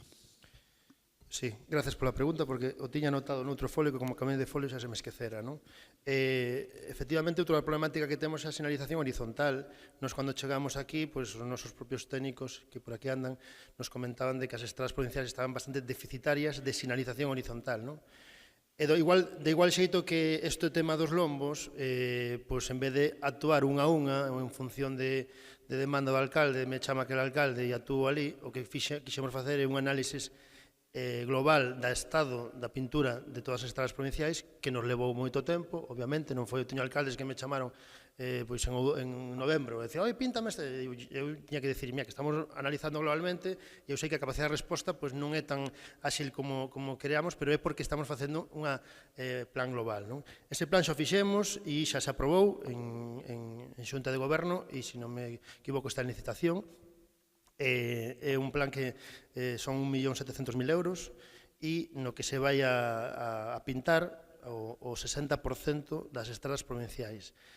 As directrices políticas foron un pouco de pintar todo o que se poida e é certo que hai moitas estradas que pola súa propia tipo de vía que o pavimento está moi mal e non se convinte pintar porque vai se estragar na máis se pinte ou por outro tipo de problemáticas, pois algunhas non se pintaron, pero a maior parte se van a facer e para nós é unha cousa moi importante, efectivamente, porque incide tamén neste tema da seguranza. E está ahora a licitación e se contratará tamén en breve, está en contratación. E a problemática que ten o tema do pintado de que para pintar ten que se darse unhas condicións meteorolóxicas que poida ser que garantía de que permaneza o que é o pintado. Entonces, ata a primavera non se comezarán a pintar. Pero, bueno, está tamén licitado, son 1.700.000, tamén dividido en 4 proxectos, segundo situación xeográfica. Eses 4, aparte, nos pregos de licitación, puxemos que non fose ninguna empresa adxudicataria pode ter máis dun para repartir o que as distintas actuacións e así ter tamén máis axilidade e máis capacidade de resposta. Se son 4 empresas, pois poderás pintar. E aí sí que temos, así como dos lombos, non temos moi claro como vai sair, por eso puxemos un prazo de execución máis longo. Na señalización horizontal sí que temos un plazo de 3 meses, ese sí que 3 meses, e a idea, o obxectivo e o horizonte é que se comece a pintar en canto tempo nos deixe, que será marzo, imagino, para que antes do verán este todo pintado. Unha pregunta. Bueno, nos en Tui temos prácticamente 6 carreteras, pero o 80% das carreteras non ten beirarrúas. Entonces, claro, se podemos un lombo e a xente vai por medio da carretera, moito, moi pouco non vamos a facer seguridade vial. Queremos pensar cando vades a facer unhas beirarrúas para esas carreteras que son posas, que da Diputación, son carreteras provinciales. Como dixen antes, se tuviéramos que facer actuacións dese tipo en nos 1.700 km xa non digo nos 1.700, sino nas que demandan, pues, deberíamos, dada a particularidade do noso territorio, e isto é moi importante esta pregunta, porque dada a particularidade do noso territorio, se o que queremos é, para garantir a seguranza viaria, facer sendas ou beirarrúas, ou o que sexa, entón temos que dicirlle aos nosos veciños e veciñas que hai que aumentar os impostos multiplicado por 10, porque custa moito máis. Coa dispersión poboacional que temos en Galicia, coa cantidade de travesías, imaginadevos o que é facer aceras onde vive xente en Castilla ou aquí. Non hai que evitar este debate, é unha realidade, é así. Entón, actuacións dese carácter de sendas, de carácter de urbanizacións faránse e estánse facendo, e algúns proxectos están facendo, pero obviamente nos sacamos precisamente o plan Móvese xa, que simplemente é os lombos, porque non se pode, non hai diñeiro que exista na provincia da Diputación de Pontevedra, ni na provincia de Pontevedra, para facer aceras por todo e canto sitio hai. Non hai. Entón, e logo mantelas. E logo está o diñeiro para mantelas, que é o máis problemático. Entón, o que vamos a facer é, con este plan Móvese, o que facemos é un plan de choque, unha actuación xa, inmediata. No primeiro ano e pico de goberno, unha actuación inmediata para garantir a seguranza viaria. E logo iránse facendo pouco a pouco as actuacións dese carácter, sendas, urbanizacións, actuación en travesías, como explicaba tamén Daniel, moi importante, que unha estrada provincial que pasa a través dun núcleo de poboación teña outro carácter, teña outro tipo, para que os condutores sepa que pasa por un sitio poboado. Todos ese tipo de actuacións están moitas en marcha, aún redactándose proxectos, e eu me teño reunido con casi 50 e pico alcaldes, nos que cada un deles solicitou e priorizou o que considerou máis importante no seu concello nas distintas vías provinciais. Pero nós teníamos que actuar xa, por iso sacamos este plan de choque do plan Móvese para colocar polo menos os lombos, e por iso que eso evite, porque ainda que non haxa acera, se o coche pasa 30, non hai perigo. Ainda que non haxa acera. E vais, que hai moitos sitios e que o único modelo é a convivencia, e hai moitos sitios nos que simplemente que poñer un reductor físico de velocidade, e porque non é posible segregar o paso, porque hai casas a un lado e outro. Entón, como tampouco temos dinheiro para expropiar toda a canta casa haxa nas estradas provinciais, pois temos que imaginar outro tipo de solucións. É dicir, esa realidade, esa foto que vos plantexamos, creo que é moi importante, porque esa realidade. Entón, non debemos obviar a realidade e temos que actuar en consecuencia, non?